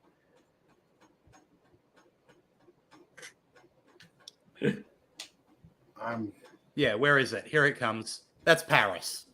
Paris, thank you. Paris So there you confirmed. Paris Khan. Yeah. That Paris guy Khan. could be Tony Jr. All right. There's a little bit of news. Jeff, did you want to talk about some wrestling video game? Yeah, 2K WWE 2K24 is out on the 5th of March, which is next week. It's very exciting. It's 40 years of Hulkamania. Finish your 40 years of WrestleMania. Third time's the charm. Finish your story. Go ahead and finish your story. It looks like it's going to be a really fun one. I'm all in on this. I think it's going to be a nice game, and I look forward to playing it. They've announced that CM Punk's going to be in an expansion. Kind of smart, I think. There's Alongside a few a others. couple of things that I'm really hyped for on 2K24. Did we have to say? Do we have to if you say don't mind me advertisement for taking- that, or are we okay with it, Jeff? Was it bit of fucking payola going on here? What's going on? I didn't see any codes popping up in my email. Tim missed on one number by winning a copy. Sorry, mate. We gave 5 away at Wrestlebrainia. Thank you very much to 2K for that. I will jump into, obviously, Jeff was given 5 copies to give away, but I am going to jump in and do the payola for him, even though I was not payolaed. This looks really good. The fact that there are over 200 people on the roster is insane, including some people that, you go, oh, they're in this? Like, Tyler Breeze is in this game. Don't ask me why. Thanks. He is, right? Like, Up, why down, is down. Tyler there? Surely, right? Like, he's in the game. Great. Yeah, Even though he doesn't work for the company. Because of up, He's down, going to down. play himself in up, down, down. Right. Yeah. But the fact that they're going out of their way to do that, and there's, I don't know if you've seen, Todd, there is a classic Rhea Ripley that's in the game. Yes, I saw that. She had a meltdown over it. Yes. Yeah. Yep, which is phenomenal, right? There's, if you get the Nightmare Family pack, which is like one of the pre-order bonuses, and it comes with Dusty, it comes with Billy Graham, it comes with Undashing Cody, it comes with Stardust. It also comes with a playable version of the action figure from him with the torn pec. Yeah, I saw play that. as the action figure. Like, that's so cool. On top I of also saw that they've removed Brock as a playable character. Brock is not in there except in the 40 Years of WrestleMania mode. Yeah. Right? Which great choice. Great choice. Alex Fireheart says, curious how many of those 200 people are same person, different gimmick. But I'll tell you 150. what, even if it's 150, that's a lot. And personally, the cover that is half Bianca Belair, half Rhea Ripley is just gorgeous. I'm blown away by it. And we're still building to that big headline WrestleMania match, I'm guessing next year, because those two are just on a long-term collision course. And highlighting both of them as breakout stars is fantastic. And pleasingly, there's a lot of Australian representation on there. So, Duke's on there, and of course Indy's on there, and Big Bronson's on there. So there's decent Australian representation, which feels fantastic.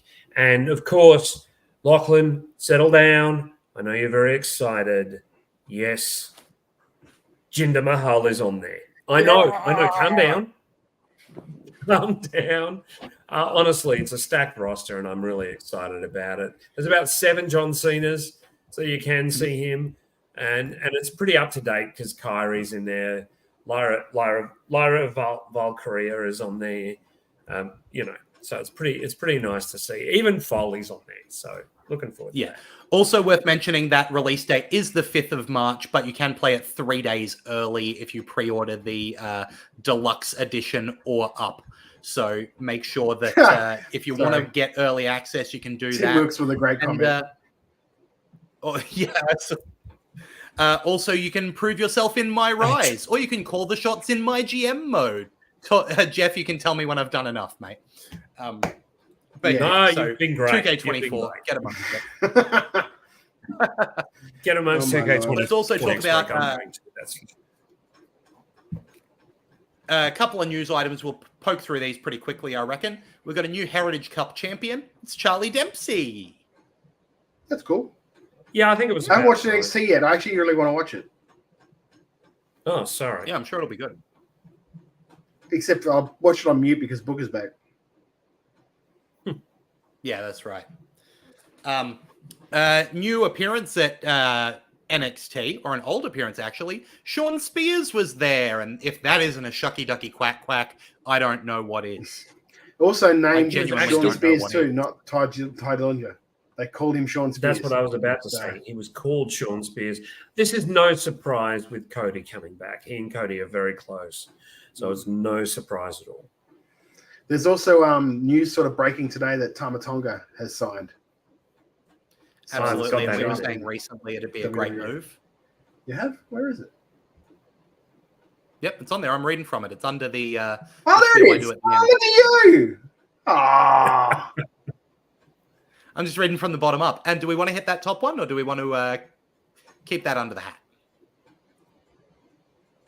Well, that's up to Todd. Let's not do it because you don't want to spoil anything in case. Who knows? Yeah, absolutely. Because let's not ruin deals. Yeah. Let's not get a deal ruined. Because we get over 1 million hits on some of our stuff we say. I will say, unsurprisingly, the Australian contingent really, really wanted to give Delta a huge boost up, and hopefully, who knows? I made a joke about it earlier in the podcast. I think Delta is exactly the kind of person, based on this weekend, who would thrive in the WWE. And I'm really hoping that we can see a future Delta versus Rhea Ripley match. I think that would be absolutely unreal. So everyone should jump into WWE 2K24, where you can design Delta in your Creator Wrestler suite. Yeah, you could do that. All thanks to as well. I didn't. I desperately want one. I will plug whatever I swear to God, if you two got fucking copies and I didn't get a copy. I did not get a copy. I'm going to be looking at two new fucking co-hosts. So Tim and fucking Alex Fireheart will be sitting there next week. To Alex Fireheart, I would, for sure. Look, do we want to jump to some stuff that's going on in the future? Jeff, anything going on? We've just had Wrestlebrainia go over in Perth. Yeah, well, we are doing the comedy festival once again, April 7, 14, and 21. We're putting the cast together at the moment. The comedians in this one are scintillating. We're very excited about that. Tickets are on sale now through Try Booking or the Comedy Festival website. It's going to be an absolute dead set hoot. And our finale is going to be on April 21. It's a Renegades of Wrestling after party. So if you're going to go to Renegades, you might as well shoot down the road on the 86 tram and come and see Wrestlebrainia at the Catfish. Absolutely. On top of that, you can go to MCW, which is on March 30th. The show is called Icons, and that is going to have Slex versus Emin, as well as the Pereira versus Icons in the form of Adam Brooks and I can't remember his not real name. Help me out here, Todd. Who? Rocky? Rocky Monero. Thank you. Thank you very much. Holy shit. I should have just let him go. I was going to say Lyle. Don't bring that up again. Also, as mentioned, April 21 with the Wrestlebrainia after party is Renegades. That one's got UG versus Emin on it. So get amongst that. I'm not going to do my Anchorman spiel and read out exactly what's written here. But look, if you want to keep up with all these shows that are going on, make sure you subscribe to Wrestle Radio Australia. It's free. You do it on YouTube, Apple Podcasts, Spotify, Podcast Addict, wherever you get your podcasts. Please go and hit that subscribe button, because the more people subscribe, the more I can learn to be a professional host and not read out the swear words that Todd puts in the run sheet at the last minute. And you know what? I think I deserve some praise for that. I deserve 5 stars. So you can go to Apple Podcasts. You can give us a 5-star rating. It really helps. I really thought he was going to say it too. Get into more. It's really helpful for us. Give us a review there. Our good merch is also available on Redbubble. You can go to Redbubble, search for Wrestle Radio Australia, find our merch there. The proceeds don't go to us. They go to Gotcha for Life and Beyond Blue, which are amazing charities that support men's mental health here in Australia. You can also follow us on the socials at Wrestle Radio AU on Twitter and Instagram. I'm still saying Twitter. I'm not saying X. You can also follow us individually. Todd is at Beast Eastman. I am at Lachlan Albert, and Jeff is at Jeff_Seti, as well as manning the wheel at Wrestle_Brainia. Have you forgotten anything, mate? Have I forgotten anything? Well, what's the name of the show? No, I think he's about to get to it. No, because he usually does that before the wrap up. This is his spiel before he does his we'll see you next week. I forgot. Yeah. See, he forgot. Yeah. Ha! It's not on the run sheet. You moved it off the run sheet. Don't try and fucking defend him just because you went in your fucking media box and now you're trying to feel bad about it. Old nosebleed Albert over there. Yeah, no, it's not on the run sheet, mate. It could have been loss of I just want to oxygen shout out David disrupting the Ford, nosebleed, who is in fact the master of talking to me at the most inconvenient and awkward times, as he's put himself. David, it was lovely to almost meet you and almost get a photo with you, and hopefully we can do that next time I'm in town. I got a photo with David. I know you did. You got a photo with I somebody do come else to and they sent it to the Perth inbox and I forgot to share it. I forgot. I do Not come to you, Perth a fair fucking bit. Lachlan. My family are from Perth, so hopefully next time it coincides with an EPW show, or we're back doing Brainia again sometime soon. Now, should we talk about our chicken shit and chicken salad? I think we should. Please. Let's start with chicken shit. Todd, give us a chicken shit, hey? Mate, my chicken shit was I wasn't there. That's really all I have to say. Because I could say other things, but I'm not allowed to just yet. But so my chicken shit would be that I wasn't able to go. That I fucking hated that. I'll be honest with you, I hated it. A massive amounts of FOMO when I had to sit here and edit a fucking interview that Jeff's doing across the fucking other side of the country with my friend. It was more annoying. But no. And I mean that in the nicest possible way. I know, mate. She absolutely adored it when I mentioned you. My chicken shit is actually a bit of a surprise. I love the fans in Perth, but if it's at the point where if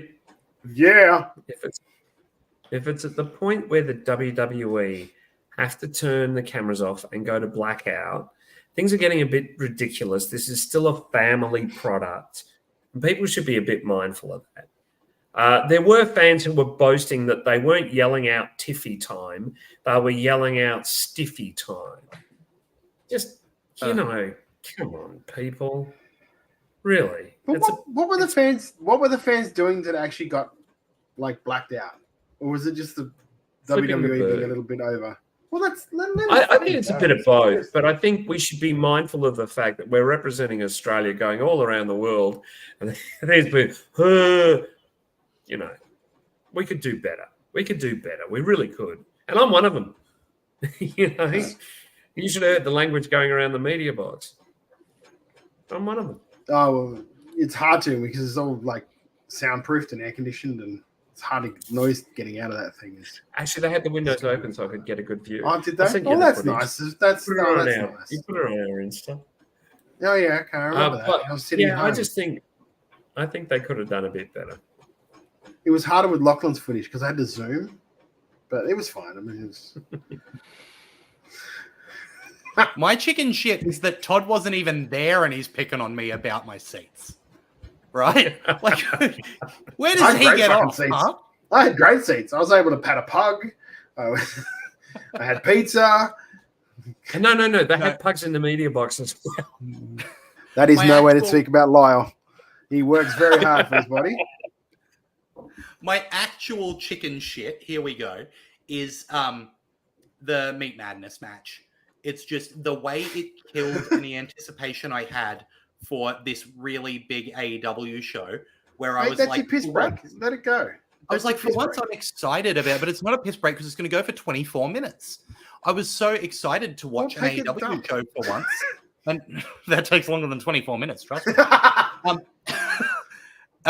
So, yeah, I was really excited. And then seeing that just reminded me of the way Khan books a big show.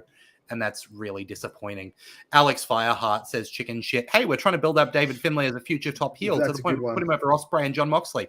I know. Let's have him drop a title basically made for him to Nick Nemeth. Brilliant. Yeah, that's a decent chicken shit, actually. That's a good call. Forgot all about that. Top chat, Alex. Top chat. I'm going to go ahead, and this might be the chicken salad for everyone. Man, it was nice to see Aussie wrestling get a moment. Hey, wrestling here in Australia, here down under, had 52,000 people in one building to see wrestling. We got 800 people to see an Australian super show where we got to see a match like Untouchables versus Velocities. What more can you want? This is Wrestle Radio Australia, and we just had Wrestle Australia happen. And man, how lovely is that? Andy PWDU says the Perth crowd was a big chicken salad. As a wrestling PLE, Elimination Chamber was extremely mediocre, elevated enormously by the crowd. Yeah, I will say, like, my chicken salad would be actually something that you never used to hear about on WWE PLEs, and that is like Michael Cole giving the background of all these workers from Australia when they were walking in the ring. Like PCW was talked about, like World Series Wrestling was talked about, Riot City Wrestling was talked about. They even named Matt and Chris Basso as the two guys that trained Rhea. Like you said, they mentioned that. They talked about I nearly said he's Matty Wahlberg. I talked about Waller being a former like high school teacher. That stuff was never done before. Nobody ever had a pass before they showed up in WWE. And now that they're doing that. I hope that like, I know we're Wrestle Radio Australia, but I hope that carries on to other countries when other countries are like highlighting their local wrestlers and say this person came from like Progress Wrestling, or do you know what I mean? Like I love to see that because it's helping. That's like that's the exact thing about rising tides. That's like you promote those things. So hopefully somebody who's listened to that player like that program, they watched Elimination Chamber and they heard him say like PCW in Melbourne and gone, oh, I wonder what that is, and look it up. Or like Riot City Wrestling in Adelaide, they go, oh, let's look that up and see what that is. And hopefully that opens more ears to, like we said, like WWE fans to the local product. And that's something that we've been screaming out for years. Like we wish that these bigger promotions would acknowledge like where these people come from, how they got to be as good as they got to before they hit the PC. They got noticed at PCW. They got noticed at Riot City Wrestling. They got noticed on the World Series Wrestling tours. They got noticed at PWA. You know what I mean? All of this good stuff, and like it can only help. It can only help the industry as a whole when people like WWE can do that, because they don't have to, because they never have. But it's really good to see. And also, big shout out to WWE Australia for the way they treated Jeff coming in, and just like, because that's another thing too. Until recently, podcasts weren't really treated as media. You guys aren't media; you're just podcasts. And now that's sort of changing, because you saw a lot of podcasts were there that day. None of them got the scoop that old mate Jeff got, but like you can't help that. I just want to. I've obviously got three. Firstly, and Locke, I'm sure you're going to agree with me, the people who came up to both you and I on Friday night and explained how excited they were to meet us and things like that. We can't do this without you guys coming in and dropping your comments and stuff like that. And it meant a lot that people were coming up I mean, it wasn't convenient for everyone to get a photo with me because I had a pretty busy night on Friday. The Wrestlebrainia trailer was shown at the show, and then I had to give out flyers. But you guys were all coming up and saying hi. The second one, the feedback genuinely means the world. It does mean the world. Because some nights we don't realize that we're talking to other people because we get involved in our own bullshit with each other. The second one, of course, Wrestlebrainia itself.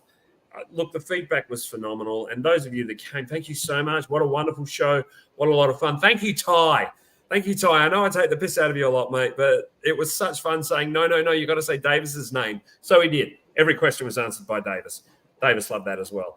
And finally, and it's partly credit to Todd and Lachlan, but you guys have given me a lot of confidence to go there on Friday and talk to Seth freaking Rollins, talk to Becky Lynch, talk to Rhea Ripley, talk to Bianca Belair, and talk to Kevin Owens. And it's because of you guys that I got to do that. It's because of you guys that I got to go out there and have fun and meet these amazing people and just, have great moments with all of them. And, that means a shit ton.